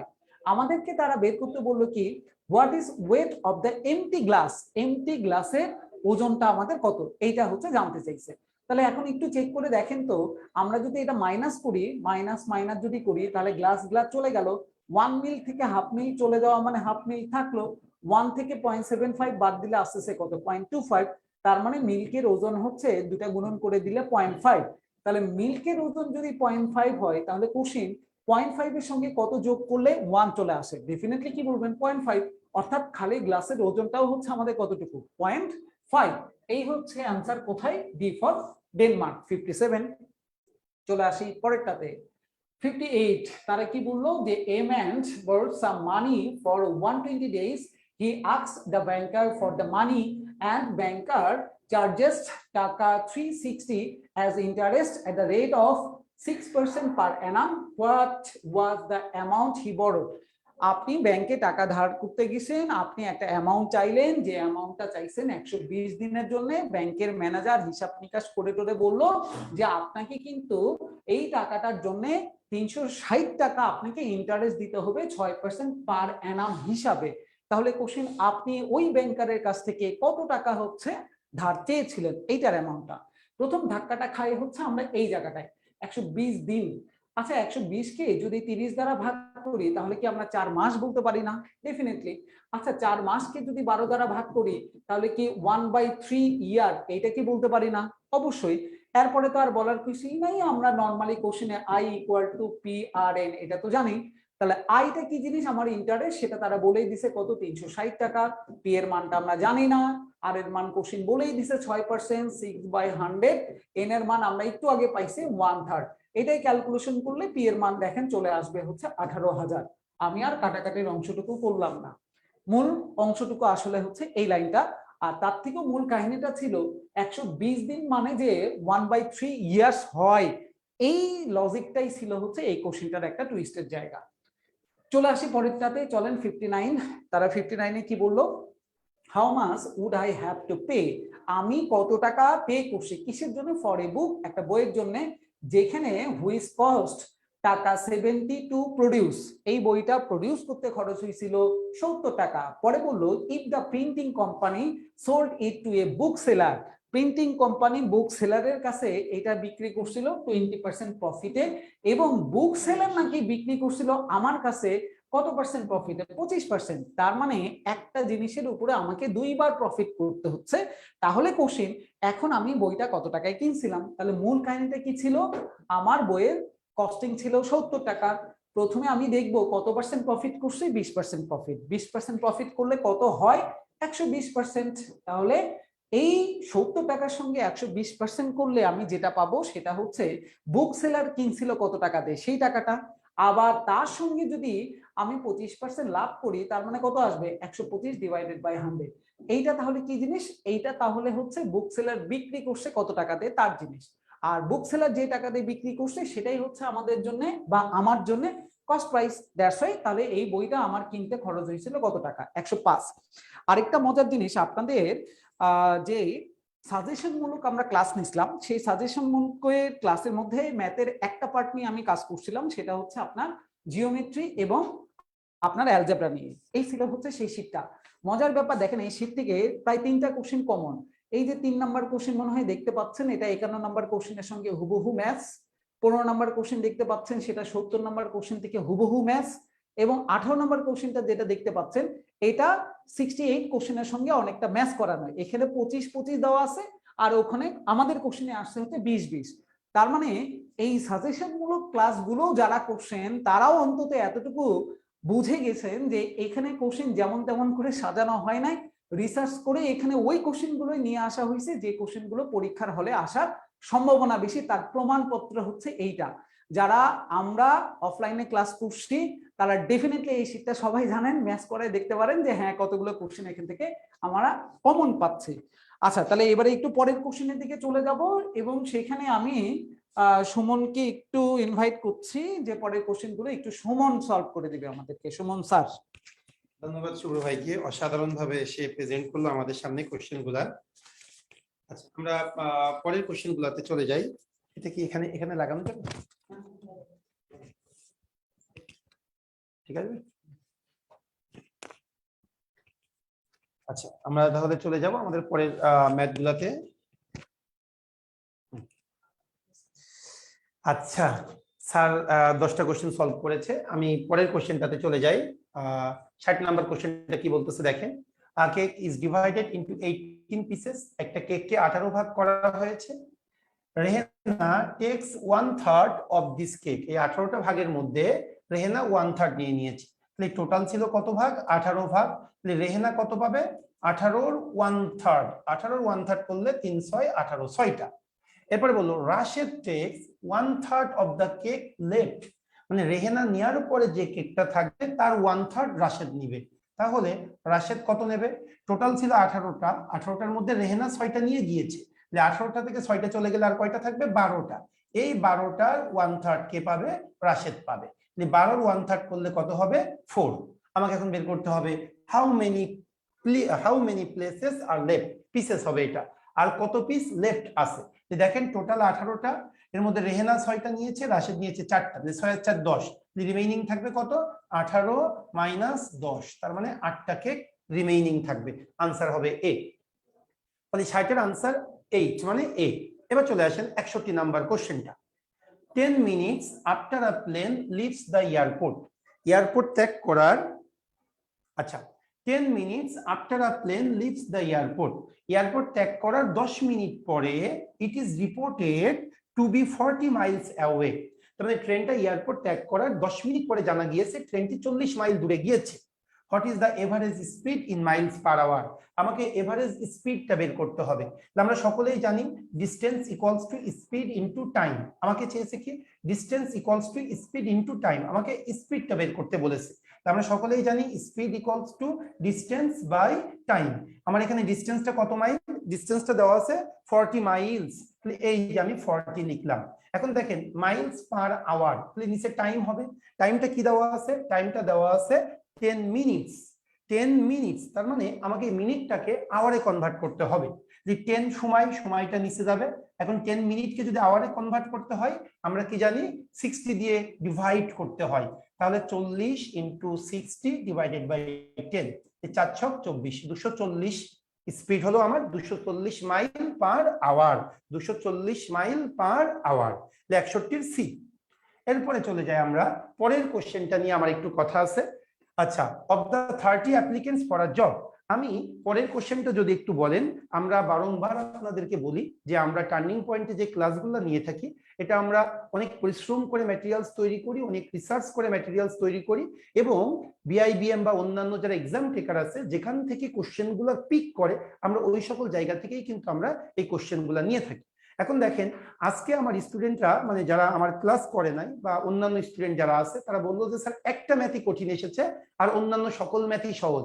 আমি বললাম কোন ম্যাথটা কঠিন? তারা বললো স্যার এই যে এই ম্যাথটা কঠিন।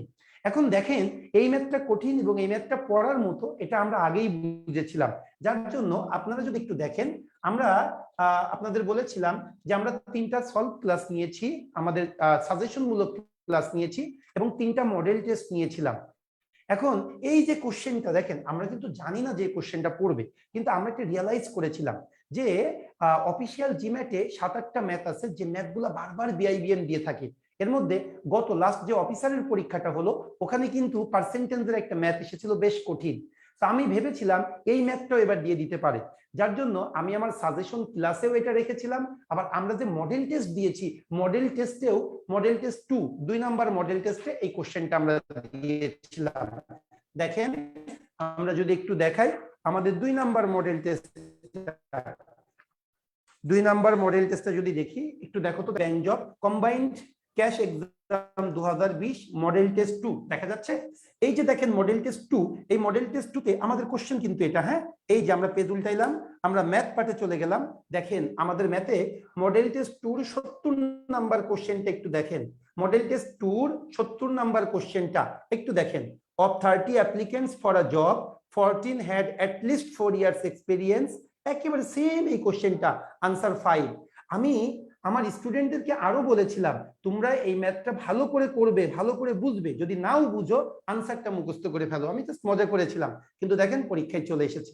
এখন এটা হলো মডেল টেস্ট 2, আমি মডেল টেস্ট 2 তেও দিয়েছি, আবার আমরা যে সাজেশনমূলক ক্লাস দিয়েছিলাম দেখেন আমাদের যে সাজেশনমূলক ক্লাস ছিল সাজেশনমূলক ক্লাসেও এই যে দেখেন 12 নাম্বার কোশ্চেনটা একটু দেখো তো, 12 নাম্বার কোশ্চেনটা দেখা যায় কিনা, তাহলে মডেল টেস্ট দেখা যাচ্ছে 12 নাম্বার কোশ্চেনটা। আচ্ছা দেখেন মডেল টেস্ট 2 তেও আমরা দিয়েছি, আবার আমাদের যে সাজেশন ক্লাস ছিল ওখানেও আমরা দিয়েছি, সেই জন্য আমরা বলেছিলাম যে এই ম্যাথটা আসার সম্ভাবনা খুবই বেশি, সেটা কিন্তু পরীক্ষায় চলে এসেছে। এই জন্য বুঝবেন যে আমরা কোশ্চেনগুলো করি, আমরা যে সাজেশন ক্লাসগুলো নিই এটা ভাই অনেক পরিশ্রম করে, যেদিন সাজেশন ক্লাস নিয়েছি তার আগে 2 রাত ঘুমাইনি, এই আপনাদের কোশ্চেনগুলোই রিসার্চ করেছি। আচ্ছা এখন আপনারা সবাই জানেন এটা কিভাবে সলভ করতে হয়, আমি আর বলবো না, কারণ আমার ক্লাসটা আপনারা একটু দেখে নেবেন। যেহেতু এটা 4টা কম্পোনেন্ট আমরা কি করি 3টা ভাগ করি, হ্যাঁ আমি নিচে করতেছি 1 2 3 1 2 3, এটা হলো 4 ইয়ার্স এক্সপেরিয়েন্স আর এটা হলো লেস 4 ইয়ার্স, এখানে ডিগ্রিধারী আর এখানে নন ডিগ্রিধারী, আর এটা হলো টোটাল হলো 30। আমি জাস্ট পড়ি, of the 30 applicants for a job যারা করেছে তার মধ্যে 30 জন অ্যাপ্লিকেন্ট আছে, 40 had at least 4 years experience, 4 বছরের অভিজ্ঞতা আছে 14 জনের। আমি কিন্তু তাড়াতাড়ি করতেছি কারণ ক্লাসে প্রচুর বুঝিয়েছিলাম ম্যাথটা। 18 had degree, ওকে বলতেছে 14 had at least 4 years experience, 4 years experience আছে 14 জনের, আর 18 জনের ডিগ্রি আছে, ডিগ্রি 18 জন, ওকে। এরপরে কি বললো, 3 had less than 4 years experience and did not have a degree, 3 জন ব্যক্তির 4 বছরের কম অভিজ্ঞতা এবং ডিগ্রিও নেই, 4 বছরের কম আর ডিগ্রি নেই, মানে এই জায়গাটা এটা কত 3। আমাকে বের করতে হবে how many of the applicants had at least 4 years experience and degree, 4 বছরের অভিজ্ঞতাও আছে ডিগ্রিও আছে, মানে এই ঘরটার মান আমাকে বের করতে হবে। এখন একটা জিনিস দেখেন, এটা যদি 30 হয় মোট, এটা 18, এটা কত হবে, এটা হবে 12। এবার দেখেন এটা 3, এই দুইটা মিলেই তো 12, কারণ এটা হলো টোটাল আর এটাও হলো টোটালের ঘর, তাহলে এখানে যদি 12 তাহলে এটা 3, মানে এটা কত হবে 9। এবার দেখেন এই দুইটা মিলেই তো 14, তাহলে এটা যদি 9 হয় এটা কত হবে 5, তার মানে আনসার হবে 5। এটা কিন্তু একটু আমাদের একদম শীট থেকে চলে এসেছে এবং আমরা বারবার এমফাসাইজ করেছিলাম এই জায়গাটা। ওকে আমরা চলে আসেন পরের ম্যাথটাতে চলে যাই, যেহেতু আজকে সলভ ক্লাস আমি একটু দ্রুত চলে যাব, হ্যাঁ সলভ ক্লাস বলি, কোশ্চেন যেহেতু সলিউশন করতেছি আমরা, আজকে এক্সপ্লেনেশন না। হ্যাঁ, পরেরটা কি বলতেছে, the total salary of X Y and Z is taka 90,000, তিনজনের একত্রে 90,000 টাকা। এরপরে X earns twice as what Z earn, মানে জেড যত টাকা আয় করবে এক্স তার দ্বিগুণ আয় করবে, and Y earns 1.5 times of what Z earn. তার মানে জেড যত টাকা আয় করবে তার দ্বিগুণ টাকা আয় করবে এক্স, আর জেড যত টাকা আয় করবে তার 1.5 গুণ টাকা আয় করবে কে, ওয়াই। তাহলে আমি জেডটাকেই ধরে নিলাম। ধরো আমি জেডটাকে ধরলাম 2x, কেন 2x করলাম, যাতে 1.5 গুণ দ্বিগুণ করা সহজ হয়। এখন জেড যদি 2x যেহেতু এখানে আছে আমি এ ধরলাম। ফর এক্সাম্পল মনে করো আমি জেডটাকে ধরলাম 2a, হ্যাঁ জেডটাকে ধরলাম 2a, তাহলে এক্স কয় গুণান করে, দ্বিগুণ, তাহলে এক্স কত হবে, এক্স হবে 4a, আর জেড ওয়াই কয় গুণ, 1.5 গুণ, তাহলে ওয়াই কত হবে, জেড এর 1.5 গুণ, তাহলে কত হবে 3a। ওকে, এখন এই তিনটা এক জায়গায় করি, 4 আর 3 7 আর 2 9, 9a। ভাই আমার ভাষায় টোটাল 9a, কিন্তু বইয়ে কত, 90,000, 9a মানেই হলো 90,000। আমাকে বের করতে হবে জেড এর মান, জেড মানে কত, 2a, তাহলে 2a সমান সমান কত হবে। দেখো 90,000 যদি কাটাকাটি করি, এখানে 10,000 আর 2a করলে কত হবে, 20,000, তার মানে আনসারটা হবে 20,000 টাকা আমার আনসার। আমি 64তে চলে যাব। 64 কি বলতেছে দেখো একটু, মিস্টার খান স্যালারি ইজ টাকা 5,000, খানের স্যালারি হলো 5,000 টাকা। He gets 10% commission of his salary, আর স্যালারি থেকে সে 10% কমিশন পায়। তাহলে আমরা ধরলাম স্যালারি কত টাকা দেওয়াই আছে, স্যালারি হলো 5,000 আর কমিশন 5,000 এর 10% কমিশন মানে কত হবে, 500 টাকা হবে। ওকে, এবার কি বললো, if his salary increased by 10%, এখন আর স্যালারিটা 10% বেড়ে যাবে। তার মানে আগে ছিল 5,000, তাহলে বর্তমানে কত হবে, 5,500, যেহেতু 10% বেড়ে যাবে। Okay, what percent his commission will increase, তার কমিশনটা কত বেড়ে যাবে, মানে কি কমিশন তো 10%ই থাকবে। আগে 5,000 টাকা 10% কমিশন মানে 500 পাইতাম, আজকে আমার 5,500 টাকা, তাহলে 10% কমিশন পাইলে আমি কত পাবো, 550 টাকা পাবো কমিশন। এখন আমাকে বের করতে হবে কমিশনটা কত পার্সেন্ট বেড়েছে। আগের কমিশন 500 টাকা, আজকের কমিশন 550 টাকা, তাহলে ইনক্রিজ করেছে কত টাকা, ইনক্রিজ করেছে হলো 50 টাকা। কোন টাকার উপরে, এই 500 টাকার উপরে। আর পার্সেন্ট বের করার জন্য 100 করব আমি। আমি যদি কাটাকাটি করি কি হবে, 2 0 2 0 10। যারা একটু ম্যাথে পড়ো এটা কিন্তু মুখে দেখেই আমরা বলতে পারি, হ্যাঁ। আচ্ছা, তার মানে 10%, আনসার কত হবে, 64-র আনসার হবে 10%। আপনারা যারা 10% দিয়েছেন তাদের সঠিক আনসার। এবার চলে আসেন 65 নাম্বার কোশ্চেনটা কি বলতেছে দেখি। আ ম্যানস এজ, দেখেন আমরা যখন সলভ ক্লাস করেছিলাম আমি আপনাদের একটু দেখে নিয়েন, আমার ক্লাস যারা করেছেন আমি ইম্পর্টেন্ট দেখিয়ে দিয়েছিলাম যে কোন কোন চ্যাপ্টারের প্রতি আপনারা জোর দেবেন। এভারেজ বলেছিলাম, এজ বলেছিলাম, পার্সেন্টেজ। দেখেন এজ থেকে আজকে 3টা ম্যাথ এসেছে। ওকে, আমরা আসি। A man's age is now 3 times his son's age, মানে একটা মানুষ তার ছেলের বয়স যা ওই মানুষটার বয়স 3 গুণ। আমি ধরলাম সানের বয়স এক্স, তাহলে ফাদারের বয়স কত হবে, 3x, সান এক্স ফাদার 3x। ওকে, 8 ইয়ার্স ব্যাক, আমি 8 বছর আগে চলে যাব। তাহলে আমি যদি 8 বছর আগে চলে যাই, তাহলে 8 বছর আগে আমার ছেলের বয়স কত হবে, আজকে যদি এক্স হয় তাহলে 8 বছর আগে x - 8। ঠিক একইভাবে বাবার বয়স যদি 3x হয় তাহলে 8 বছর আগে কত হবে, 3x - 8। এটা হলো বাবার বয়স, এটা হলো সন্তানের বয়স। আমি 8 বছর আগে চলে গেলাম।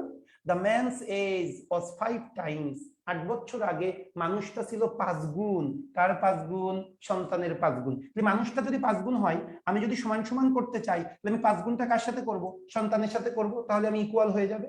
তাহলে আমার কত হবে এখানে, 3x - 8 সমান সমান 5x - 40। এটা যদি এই পাশে আসে -2x, ওইটা ওই পাশে গেলে -32। তার মানে x সমান সমান কত হবে, 16। x এর মান 16। আমাকে কি বের করতে বলেছে, হোয়াট ইজ দা, দেখো তোমরা কি করতে বলেছে, হ্যাঁ what is the present age of the son, সানের প্রেজেন্ট এজ। আমি x ধরেছিলাম, x এর মান 16, তার মানে আনসার হবে 16। চলে আসো পরের ম্যাথটা, তাহলে 65-র আনসার হলো 16। এবার চলে আসো 66, এটা আইকিউ টাইপের কোশ্চেন ছিল। If 5 students runs a mile in 5 minute, ভাই 5 জন স্টুডেন্ট 1 মাইল অতিক্রম করতে 5 মিনিটের সময় নাই। আমাকে বের করতে হবে how much time will 50 student take to run a mile. এরকম একটা কোশ্চেন এর আগে দিয়েছিল বিআইবিএম, এটা বাংলাদেশ ব্যাংকের এডির একটা কোশ্চেন করেছিল বিআইবিএম, খুব সম্ভবত 14 বা 16 সেই জায়গায় এসেছিল। 10টা ডিম সিদ্ধ করতে যদি 15 মিনিট সময় লাগে, তাহলে 50টা ডিম সিদ্ধ করতে কত মিনিট সময় লাগবে। এটাও কিন্তু উত্তর সেমই হবে, হ্যাঁ 5জন 10টা ডিমের জন্য যে সময় 15টা ডিমের জন্য সেই সময়, শুধু হাড়ির ভলিউমটা বেড়ে যাবে, হাড়ির বড় হয়ে যাবে একটু, হ্যাঁ। তার মানে একই টাইম 5জন স্টুডেন্টেরও যদি 5 মিনিট লাগে তাহলে 50 জন স্টুডেন্টেরও কত মিনিট লাগবে? 5 মিনিটই লাগবে। এবার আসো, how many numbers from 11 to 50, 11 থেকে 50 পর্যন্ত কতগুলা নাম্বার আছে যে নাম্বারগুলা এক্স্যাক্টলি ডিভিজিবল বাই 7, 7 দ্বারা ভাগ যাবে কিন্তু 3 দ্বারা না। এখন আমরা জানি 50 থেকে 7 দ্বারা ভাগের সিস্টেম তোমাদের দেখিয়েছিলাম, জাস্ট 50 কে 7 দিয়ে ভাগ দাও, 7 7 49 মানে 7টা। কিন্তু এটা তো 1 থেকে 50, এটা হলো 1 থেকে 50, কিন্তু আমার তো দরকার 11 থেকে 50। তার মানে কি একটা 50 একটা 7 ভাগ বাদ যাবে, তাহলে আমি আরো একটা বাদ দিলে কয়টা হবে? 6টা। তার মানে 11 থেকে 50 6 দ্বারা ভাগ যায়, কয়টা ডিজিট আছে? 6টা ডিজিট আছে। ওকে, এখন আমাকে বের করতে বলেছে 7 দ্বারা ভাগ যাবে কিন্তু 3 দ্বারা না, তাহলে 11 থেকে 50 পর্যন্ত 7 দ্বারা ভাগ যাবে এমন কয়টা ডিজিট আছে? 6টা। এখন এই 6টা ডিজিটের মধ্যে কিছু কিছু ডিজিট আছে যেটা 3 দ্বারাও ভাগ যাবে, ওইটাকে আমাকে অমিট করতে হবে। এটা কিভাবে পাই? আমরা তোমাদের ক্লাসে শিখিয়েছি এলসিএম, 3 আর 7 21। তার মানে 11 থেকে 50 পর্যন্ত 21 দ্বারা ভাগ যাবে কয়টা আছে? 21 আছে, 42 আছে, মানে 2টা। তাহলে এই 6টা থেকে আমি আরো 2টা ভাগ দিব, বাদ দিব, তাহলে কয়টা হবে? 4টা হবে। আমার আনসার হলো 4। 67 এর আনসার হলো 4। এরপরে চলে আসো, আমরা পরেরটায় চলে যাই। 68 নাম্বার, আর 2টা ম্যাথ আছে। If the length and weight of a rectangular plot were is increase by 20%, আমার একটা রেক্টেঙ্গুলার, হ্যাঁ নিয়ে আসো, ইয়ে ভাইকে বলুন, নেসার ভাইকে। আচ্ছা, একটু দেখো, আমার একটা রেক্টেঙ্গুলার প্লট আছে যার লেংথ এবং ওয়েট দুইটাই 20% করে বেড়ে গিয়েছে। আমাকে বের করতে হবে what was the percentage increase in area, area কত পার্সেন্ট বাড়বে। এই ধরনের ম্যাথ আমরা তোমাদেরকে অসংখ্যবার করিয়েছি পি কিউ এর সূত্র দিয়ে, P plus Q plus P Q by 100। Okay, আমরা এই সূত্রতে তোমাদের করাই। পি মানে কত পার্সেন্ট বেড়ে গিয়েছে? 20।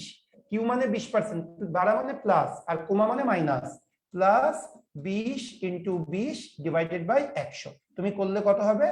20 20 40 আছে, 44%। আনসার হলো 44%। ওকে, এবার আসুন 39 number. The ratio of the angles of triangle is 2:3:4. বলতেছে একটা ট্রায়াঙ্গেল আছে, যে ট্রায়াঙ্গেলের বাহুর রেশিও, বাহু না অ্যাঙ্গেল, কোণের রেশিও হলো 2 3 4। আমাকে বের করতে হবে what is the largest angle of the degree. আচ্ছা, একটা ট্রায়াঙ্গেল আছে, এই ট্রায়াঙ্গেলের ওদের ভাষ্য মতে 3টা কোণের সমষ্টি, 3টা কোণ, যে 3টা কোণ আছে এই 3টা কোণের অনুপাত 2 3 4। আমাকে বের করতে হবে লার্জেস্টটা। আমরা সকলেই জানি ট্রায়াঙ্গেলের 3 কোণের সমষ্টি 180 180। তাহলে এদের ভাষ্য মতে 4 আর 3 7 আর 2 9। আমি জাস্ট সংক্ষেপে তোমাদের বোঝানোর জন্য 9 মানে 180, যেহেতু এদের ভাষ্য মতে অনুপাতের সমষ্টি কত? 9, আর বাস্তবে 180, 9 মানে 180। আমাকে লার্জেস্ট মানে 4, 4 মানে কত? 4 মানে কত বের করলেই হলো 180 ইন্টু 4, 180 ইন্টু 4 ডিভাইডেড বাই 9। তাহলে আমরা যদি কাটি 20 4 20 80, আনসার হবে 80। 80 হলো আনসার। ওকে, তাহলে 69 নম্বর আনসারের কোশ্চেনের আনসার হবে সি, 80। এবার চলে আসো লাস্ট ওয়ান ম্যাথের। আমরা যদি দেখি 70 নম্বর কোশ্চেনটা। ইফ আ স্কোয়ার রিজন, একটি স্কোয়ার আছে আমার, হ্যাজ এরিয়া এন, স্কোয়ারের এরিয়া দেওয়া আছে এন। আমরা তোমাদের সকলেই জানি স্কোয়ারের এরিয়া, আমরা তোমাদের জানি না, তোমাদেরকে আমরা ফর্মুলা যখন জিওমেট্রি ক্লাস করাই তোমাদেরকে লিখে দিই। স্কোয়ারের এরিয়াটা কি? স্কোয়ারের এরিয়া, বাহুর মান যদি এ হয়, স্কোয়ারের এরিয়া হবে এ স্কোয়ার। আর স্কোয়ারের ডায়াগোনাল, স্কোয়ারের ডায়াগোনাল কত জানি আমরা? আমরা ডায়াগোনাল জানি a √2, মানে বাহুর সাথে √2 গুণ করলে ডায়াগোনাল পাবো। এখন আসো কি বললো, if a square reason has an area n, বলতেছে স্কোয়ারের এরিয়াটা হলো n, এরিয়া কত জানি? a square. আমি বললাম a স্কোয়ার মানে হলো n, তাহলে a সমান সমান কত পাবো? √n। ওকে, আমাকে বের করতে হবে what is the length of the diagonal, ডায়াগোনালের লেংথটা কত, কর্ণের মানটা কত।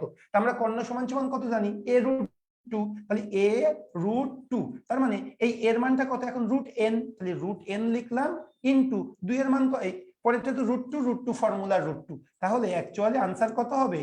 √2n, দুইটার উপরেই রুট চলে যাবে। তার মানে আনসারটা এখানে দেইনি, আমি দিয়ে দিচ্ছি। যে যে অপশনে যে আনসারগুলো ছিল আমি সেগুলো দিয়ে দিই। অপশনে যে আনসারগুলো ছিল এটা একটু দেখো তো। অপশনে যে আনসারগুলো ছিল, এতে ছিল √2n, বিতে ছিল √n, আর সিতে ছিল 2√n। তাহলে আমরা কি দেখলাম, দুইটার উপরে রুট হবে, তার মানে আনসার হবে এ ফর আমেরিকা। এই ছিল ম্যাথের পার্ট। আমরা সর্বদাই চেষ্টা করে যাচ্ছি তোমাদের ইমপ্রুভমেন্টের জন্য। টার্নিং পয়েন্ট মনে রেখো, এটা হলো স্টুডেন্টদের জন্য। এখানে যে কয়জন স্টুডেন্ট টিচার আছে, ফ্যাকাল্টি আছে, ম্যানেজমেন্ট আছে, তারা খুবই ডেডিকেটেড তোমাদের সুপ্রিম সার্ভিসটা প্রোভাইড করার জন্য। যারই ফলস্বরূপ তোমরা দেখলো যে ফলাফলস্বরূপ আমরা বলতে পারি আমরা যে 3টা মডেল টেস্ট নিয়েছি এবং আমরা যে 4টা সলভ মানে সাজেশনমূলক ক্লাস নিয়েছি, এখান থেকে আমরা ব্যাপক কমন ফেলাইতে পেরেছি। ইভেন কোশ্চেনটাও কমন। এর মানে এই যে আমরা কোশ্চেনটা জানি তা না, আমরা আমাদের যে অ্যানালাইসিস আছে, আমাদের যে রিসার্চ কাজ হয়ে থাকে, সেটারই ফল হলো এটা, আমাদের পরিশ্রমের ফলই এটা। তো আমাদের স্টুডেন্টরা ভালো করবে, এটাই আমাদের প্রাপ্তি। ভালো থাকবে সবাই। এরপরের অংশটুকু আমাদের নেসার বাদন স্যার সলভ করবে। আমি নেসার বাদন স্যারকে আমন্ত্রণ জানাচ্ছি। প্রিয় শিক্ষার্থী বন্ধুরা,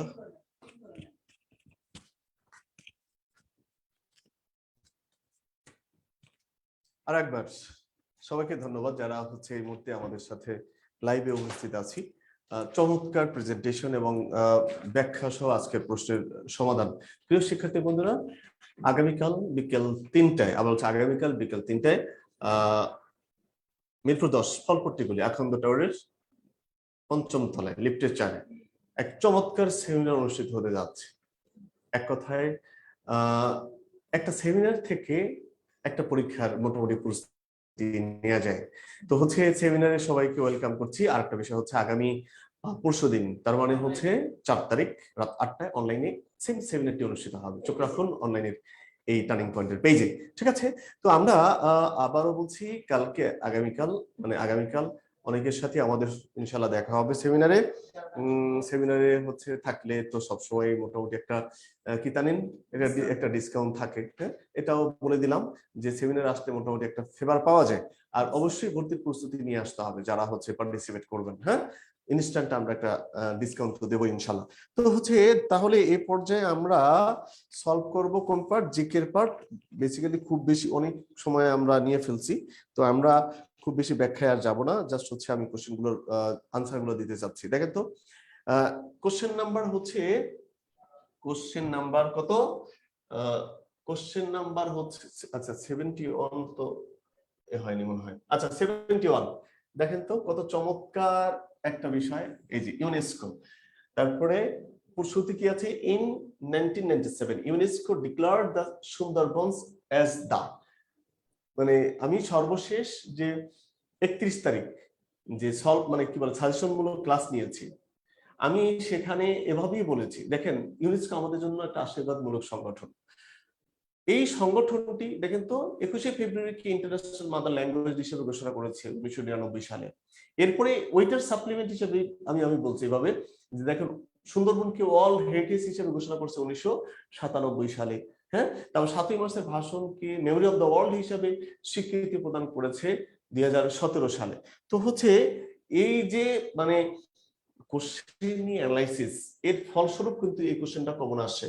তাহলে এই কোশ্চেনের উত্তর কি হবে? 798তম ওয়ার্ল্ড হেরিটেজ হচ্ছে এই সুন্দরবন। আমি দেখেন হয়তো এইটা হুবহু বলি নাই কততম, তবে অনেক সময় পড়াইতে গিয়ে বা কথার ছলে আমি এটা বলেছি। ওইভাবে ডিরেক্টলি খাতা খুঁজে তো পাওয়া যাবে না, বাট মানে কোনো না কোনো সময় এটা কততম ওয়ার্ল্ড হেরিটেজ সেটা বলেছি। যেমন বঙ্গবন্ধুর 7ই মার্চের ভাষণ কততম মেমোরি? 427তম। এটা কিন্তু হর হামেশাই আমি হচ্ছে বলি। যদিও আমরা আগে যখন হচ্ছে সম্পদ পড়াইতাম, সেক্ষেত্রে এই বনজ সম্পদ আলোচনা একটা টপিক ছিল, বিশেষ করে ক্যাডার নন ক্যাডার যখন ক্লাস নিতাম। যেহেতু এখন শুধু ব্যাংক ওরিয়েন্টেড ক্লাস নিচ্ছি যেহেতু নিজের প্রতিষ্ঠানে, তাই ওইদিকে যাওয়ার একটা সুযোগ হয় না। তারপর কিন্তু ইউনেস্কো নিয়ে আলোচনা আসলে মানে আমরা কিন্তু হচ্ছে বা আমি কিন্তু এই বিষয়ে আলোচনা করি। তো পরের কোশ্চেনটা যাই, দেখেন তো পরের কোশ্চেনটা আনসার কি হবে? আপনারা উত্তর দেন তো।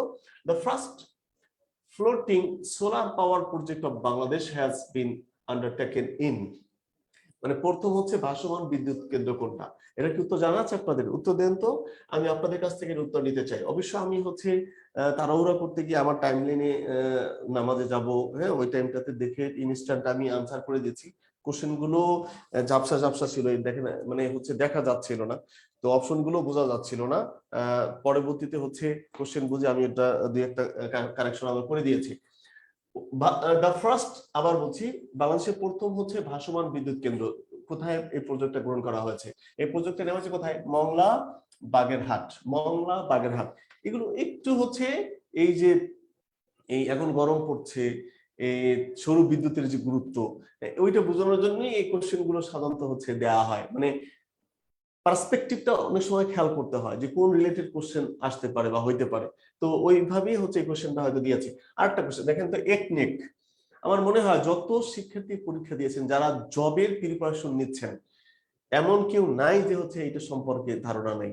যদি আপনি বাংলাদেশ আপনারা পড়তে যান, বিশেষ করে অর্থনৈতিক ব্যবস্থাপনায়, সবার কাছে এটা হচ্ছে দেখেন executive committee of the national economic council, এই দুইটা এবং এ এবং বি দুইটারই কিন্তু বানান same. Executive committee of the national economic council, executive committee of the national economic council, দেখেন তো দুইটারই কিন্তু একেবারেই হচ্ছে সেম প্রেজেন্টেশন। সেক্ষেত্রে দুইটাই হওয়ার কথা। যেহেতু দুইটা আনসার করা যাবে না, আমরা প্রথমটা হচ্ছে নিচ্ছি। আমি কি ভুল করতেছি কিনা দেখেন তো, দুইটির বানান কিন্তু same, executive committee of the national economic council, উপরটাও কিন্তু executive committee of the economic council, দুইটাই কিন্তু এটার আনসার। হ্যাঁ, ঠিক আছে। সেক্ষেত্রে আমরা যেহেতু দুইটা আনসার আছে, সেক্ষেত্রে আমরা শুরুটা আনসার হিসেবে ধরে নিতে পারি। তারপরে কোশ্চেনটাতে যদি যাই, ঝটপট যাই, পরেরটা হচ্ছে কি, what is the length of the first expressway of Bangladesh? এটা হচ্ছে মেগা প্রজেক্ট থেকে হচ্ছে কোশ্চেন আসছে। তো যেহেতু এখন এই কি বলে এক্সপ্রেসওয়ে বা মেট্রো রেল বা আকাশ রেল, এগুলো থেকে এই কোশ্চেনটা কমন আসছে। হয়তো আমি দিয়েছিলাম মেট্রো রেলের ডিজাইনারকে আমার যে এই যে ইসে মডেল টেস্টে, ওইটা থেকেই কাছাকাছি এই কোশ্চেনটা কমন আসছে। তো হচ্ছে আমার সাজেশনটা আমার হাতে আছে। হ্যাঁ, আমি ওই দিন 31 তারিখ রাত্রে অনলাইনে ক্লাস নিয়েছি এবং অফলাইনেও নিয়েছি। আমার কাছে দেখেন, আমার কাছে এই সাজেশনটা আছে। হ্যাঁ, এই সাজেশনটা আমার কাছে আছে, যেভাবে বলা হয়েছে কাছাকাছি জায়গা থেকে কিন্তু পরীক্ষার প্রশ্ন আসছে। তো যাই হোক, এটার আনসার হচ্ছে 55 কিলোমিটার। এটার আনসার হচ্ছে 55 kilometre. Which country launched E passport as a country in south Asia? দক্ষিণ এশিয়ার কোন রাষ্ট্রটি সর্বপ্রথম ই পাসপোর্ট চালু করেছে? এটার আনসার হচ্ছে বাংলাদেশ। বাংলাদেশ তার মানে এগিয়ে গেছে, এগিয়ে যাচ্ছে। হ্যাঁ, খুবই চমৎকার কোশ্চেন। তো এই কোশ্চেন আবারও হচ্ছে সামনে কোনো না কোনো পরীক্ষায় ইনশাআল্লাহ রিপিট হবে। এরপরে 76 নম্বর, the previous name of Nijhum Dwip. দেখেন, আমি বরাবর একটা কথা বলি যে বিএবিএম সাধারণত বেসিক জায়গা থেকে কোশ্চেন করে। এই দ্বীপ, চর, খাল, বিল, নদী, নালা, সাগর, মহাসাগর, এগুলো থেকে হচ্ছে কোশ্চেন দিয়ে থাকে। হ্যাঁ, তো নিজিম দ্বীপের অপর নাম কি? চর ওসমান। চর ওসমান। 76 নম্বরের কারেক্ট অপশন হচ্ছে 4। ওকে, এরপরে জান হচ্ছে the largest parameter of the world is located in. এটার উত্তর আমি দিয়েছি ইজিপ্ট, অনেকেই বলছেন হচ্ছে মেক্সিকো। মায়া সভ্যতা হচ্ছে এটা মায়া সভ্যতা, বিশ্বের সবচেয়ে বড় সভ্যতা বলা হয় হচ্ছে মায়া সভ্যতা। বাট এখানের বিষয়টা হচ্ছে এই সবচেয়ে বড় পিরামিড কার? পিরামিড সভ্যতা কিন্তু বলা হয়নি ভাই, এটা কিন্তু বুঝতে হবে আপনাকে। হ্যাঁ, তো হচ্ছে অ্যাকচুয়ালি যারা কোশ্চেন করেছে তারা কোনটা উত্তর নেবে আই ডোন্ট নো, বাট আমার মানে পয়েন্ট অফ ভিউ থেকে আমি জানি বিশ্বের সবচেয়ে বড় পিরামিড হচ্ছে ফারাও খুফুর পিরামিড। তাহলে ফারাও খুফুর পিরামিডটা কোথায় ভাই? এটা তো মিশরে। দ্যাটস ওয়াই আমার উত্তর এখানে মিশর। আপনারা হয়তো অনেকে মেক্সিকো আনসার করতেই পারেন, বাট আমার জায়গা থেকে আমি ইজিপ্ট আনসার করেছি। এবং যারা কোশ্চেন করেছে তারা কোনটা কাউন্ট করবে না করবে আই ডোন্ট নো, বেসিক্যালি এটা কোনটা কারেকশন হবে এটা তারাই ভালো বলতে পারবে। বাট আমার জায়গা থেকে আমি ইজিপ্টটাকেই আনসার হিসেবে চুজ করেছি। 78 নম্বর, আ সেন্টিমিটার ইজ ইকুয়াল টু, এখানে 10 মিলিমিটার হবে। এটা একটা হচ্ছে আইকিউ টাইপের কোশ্চেন, প্রত্যেকটা কোশ্চেন এরকম একটা কোশ্চেন থাকতেছে। World population day is observed one, এটা হচ্ছে 11 জুলাই হবে।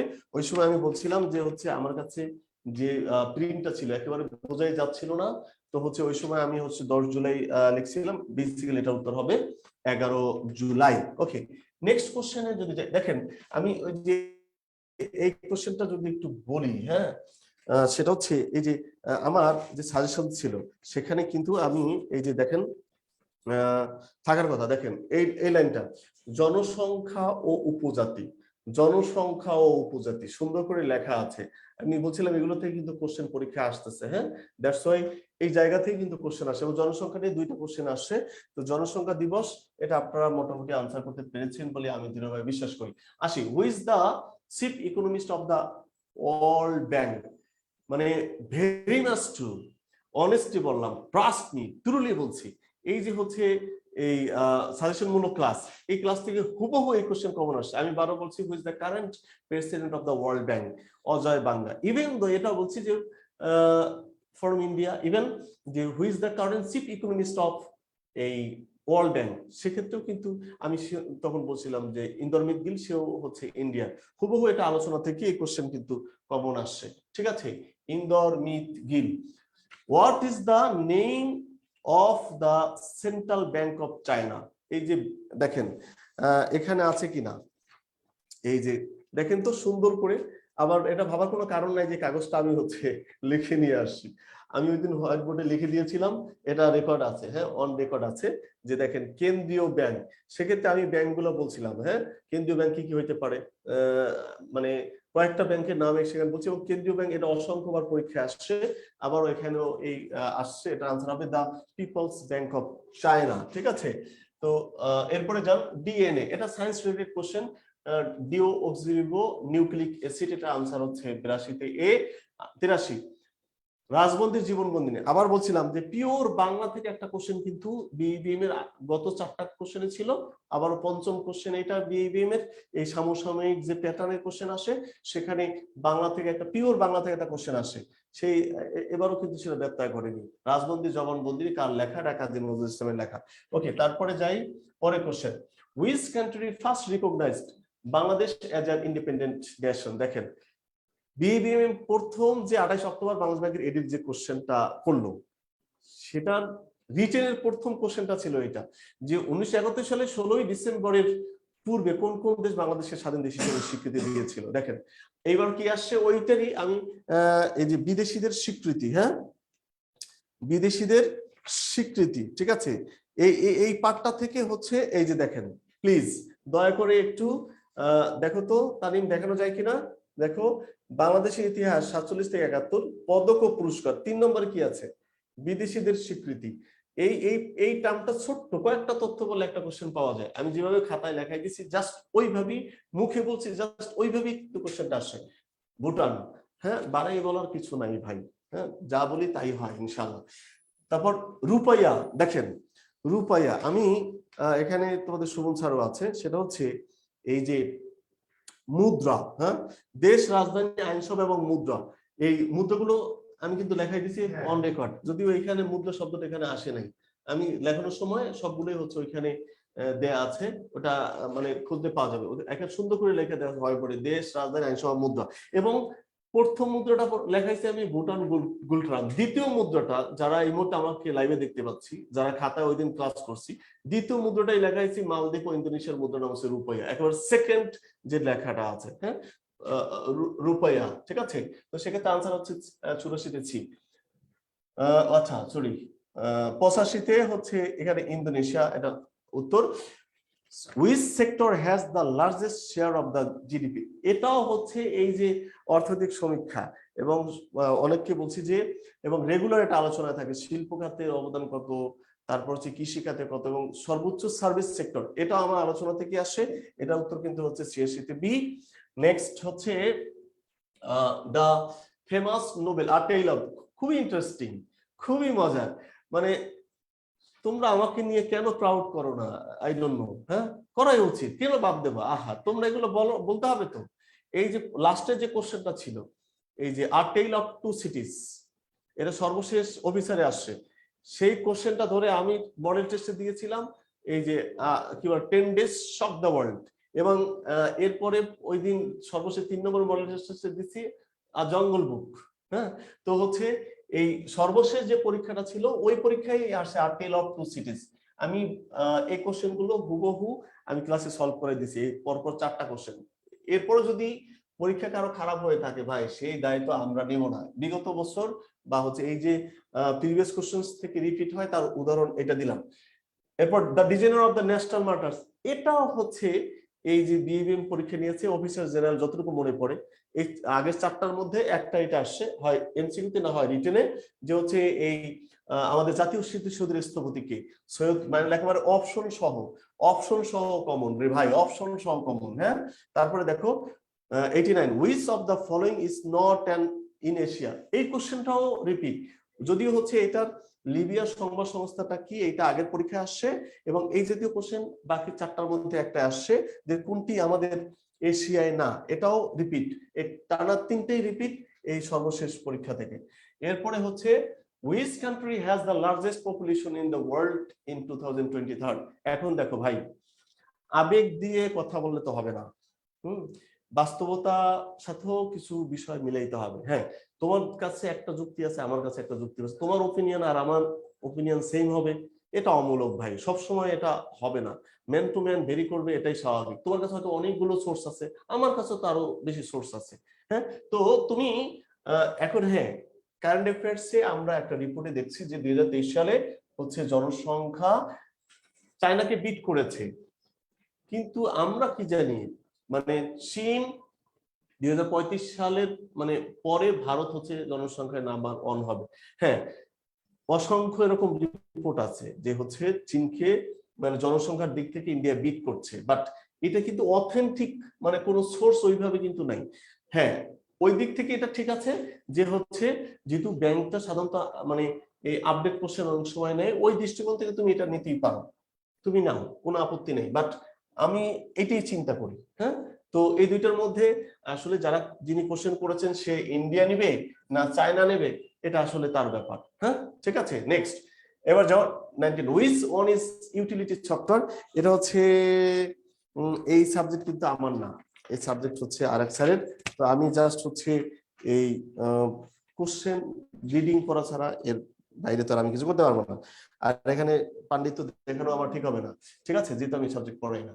তো 91-তে কি আছে, the 91 which one is utility software. আচ্ছা, এখানে এটার সাথে মিলতেছে না, which one is utility software. আচ্ছা, এটা কোনটা? আচ্ছা, 96-তে উইনজিপ হবে, এটা আনসার উইনজিপ। হ্যাঁ, বি। 91-তে বি হবে। তারপরে হচ্ছে which one is the most popular alternative delivery channels in Bangladesh. পাপিদার এটা কি? আচ্ছা, এটা কোনটা? হ্যাঁ, এটা আনসার হচ্ছে এ। এরপরেরটা, পরের কোশ্চেনটা যাই, পরেরটা বাপিদা একটু ডাক দিয়ে বাপিদা কথা বলবে। এরপরেরটা কি? Which one is the high level programming language? Which one is high level language? এটা হচ্ছে পাইথন, এটা আনসার হচ্ছে পাইথন। হ্যাঁ, তারপরে URL stands for URL এটা হচ্ছে ইউনিফর্ম রিসোর্স লোকেটর, মানে 94-তে এ, 93-তে 3, 94-তে এ। এরপরে হচ্ছে 95-তে গিগাবাইট, এটা হচ্ছে 1024 মেগাবাইট। এটা উত্তর হচ্ছে এটা সি, এটা উত্তর হচ্ছে সি। 96-তে যাই, 96-তে কি আছে? 96-তে 96 আনসার কি দিলাম? আচ্ছা, 96-তে দা প্রসেস অফ কফিং, এটা হচ্ছে বারিং, এটা আনসার হচ্ছে এ, এটা আনসার হচ্ছে এ। এরপরে হচ্ছে 97। হ্যাঁ, 97 আরটিজিএস। দেখেন, এটা হুবহু আমাদের মানে ওই যে আমরা যে মানে মডেল টেস্ট নিয়েছি সেখান থেকে হুবহু কমন করছে, এটা হচ্ছে পেমেন্ট সিস্টেম। হ্যাঁ, RTGS is an payment system. তারপরে 98-তে কি আছে? Which of the following is the strongest password. এটার স্ট্রংগেস্ট পাসওয়ার্ড হচ্ছে লাস্টের হচ্ছে এটা। ওরে বাবা, ভয়ঙ্কর পাসওয়ার্ড। আপনি তো কথা বলবে তো, একটু ফোন দেন। হ্যাঁ, আচ্ছা, আপনি তো কই the keyboard command to reboot, এটা হচ্ছে কন্ট্রোল অল্টার ডিলিট, এটা তো সিতে আছে, তাই না? 99-এ হচ্ছে C.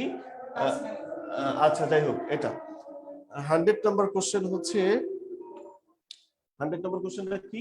If we want to connect, আচ্ছা, এটা হবে ল্যান, তাই তো? এর উত্তর কি? ল্যান হচ্ছে, এটা আনসার হচ্ছে বি। ওকে, হচ্ছে মোটামুটি আলহামদুলিল্লাহ 100 কোশ্চেনের সলিউশন ব্যাখ্যা সহকারে this is the first time turning point আপনাদেরকে সুন্দর এবং চমৎকার এক প্রেজেন্টেশনের মাধ্যমে এবং হচ্ছে ব্যাখ্যা সহ, প্রত্যেকটা কোশ্চেনের ব্যাখ্যা সহ, বিশেষ করে ম্যাথ এবং ইংলিশের এবং সাধারণ জ্ঞানের আমরা হচ্ছে দেওয়ার ট্রাই করেছি। টার্নিং পয়েন্ট গুরুত্বপূর্ণ সকল পরীক্ষার এভাবে সমাধান দিবে এবং নিয়মিত এটা দিবে। আর প্রিয় শিক্ষার্থী বন্ধুরা যারা হচ্ছে নাই, প্রিয় শিক্ষার্থী বন্ধুরা যারা হচ্ছে আমাদের সাথে আলহামদুলিল্লাহ আমাদের উপরে আস্থা রেখে ভর্তি হয়েছেন, আই থিঙ্ক দ্যাট আপনারা আমাদের প্রতি ভীষণ ভীষণ ভাবে কৃতজ্ঞ। আমরা টার্নিং পয়েন্ট ক্লাসরুম, লাইব্রেরির যে পরিবেশ, ক্লাসরুমের যে এনভায়রনমেন্ট, আমরা শতভাগ চেষ্টা করেছি ইনশাল্লাহ আপনাদের মানে উপযোগী করে তুলতে। কিছু কিছু জায়গায় হয়তো কিছু ঘাটতি থাকতে পারে, বাট আলহামদুলিল্লাহ সৃষ্টিকর্তার কাছে শুকরিয়া যে আমরা হচ্ছে খুব সুন্দর করে প্রত্যেকটা কাজ স্মুথলি পারফর্ম করার ট্রাই করছি। হ্যাঁ, যারা অনলাইনে আমাদের সাথে ভর্তি হয়েছেন, আমরা বলছিলাম যে হচ্ছে আমরা 1 মাসের মধ্যে আপনাদেরকে শীট দেওয়ার ট্রাই করব। সেই 1 মাস আজকে 2 তারিখ, আমরা 2 তারিখ শুরু করেছিলাম। 2 তারিখ যদিও আমরা ফর্মাল ক্লাস আমরা 2 তারিখ শুরু করিনি, 2 তারিখ থেকে 6 তারিখ পর্যন্ত আমরা হচ্ছে ফ্রি ক্লাস দিয়েছিলাম। আর লেকচার শীট ভিত্তিক ক্লাসে আমরা অফলাইনে গিয়েছি 10 তারিখের পরে। আলহামদুলিল্লাহ আমাদের কাছে এখন পর্যন্ত প্রায় অর্ধেকের মতো শীট চলে আসছে এবং আমরা কুরিয়ার করা শুরু করেছি। হ্যাঁ, কুরিয়ার করা শুরু করেছি। যারা আমাদের সাথে অনলাইনে কানেক্ট আছি আলহামদুলিল্লাহ খুব শীঘ্রই আপনারা হচ্ছে আপনাদের এই কাঙ্ক্ষিত লেকচার শীটটা পেয়ে যাচ্ছেন। আমাদের সাথে বা আমাদের উপরে ধৈর্য রাখার জন্য, ধৈর্য ধরার জন্য we are very much grateful. We are trying hour level best আপনাদেরকে যত সুন্দরভাবে, যত দ্রুত প্রত্যেকটা জিনিস উপহার দেওয়া যায় এ নিয়ে আমাদের হচ্ছে চেষ্টার কোনো ত্রুটি নাই। মানে দিন রাত মিলে আমরা পরিশ্রম করছি। যারা আমাদেরকে অফলাইনে দেখছেন তারা হচ্ছে আমাদেরকে প্রায় হচ্ছে বলে থাকেন যে স্যার আপনারা 1 মাসে যে কাজ করেছেন এটা হচ্ছে আসলে অনেকটা it's on kind of revolution, একটা মানে একটা বিপ্লবের মতো। তো হচ্ছে আমরা চেষ্টা করেছি অ্যাকচুয়ালি এবং চেষ্টা করে যাচ্ছি আপনাদেরকে সুন্দরভাবে সবকিছু গুছিয়ে দেওয়ার জন্য। আগামীকাল হচ্ছে বিকাল 3টায় চমৎকার ব্যাংক জবের এক সেমিনার রয়েছে, আপনাদের উপস্থিতি প্রত্যাশা করছি। আপনাদের উপস্থিতি আমাদেরকে ভীষণভাবে হচ্ছে অনুপ্রাণিত করবে এবং আগামী 4 তারিখ রাত 8টায় অনলাইনে চমৎকার সেমিনার রয়েছে। সেমিনারে উপস্থিত থাকার জন্য সবাইকে রিকোয়েস্ট করছি। কই কোথায় কই আছে এখানে? আচ্ছা আচ্ছা, আমরা হচ্ছে একটু বাপ্পিদের জন্য ওয়েট করতেছি।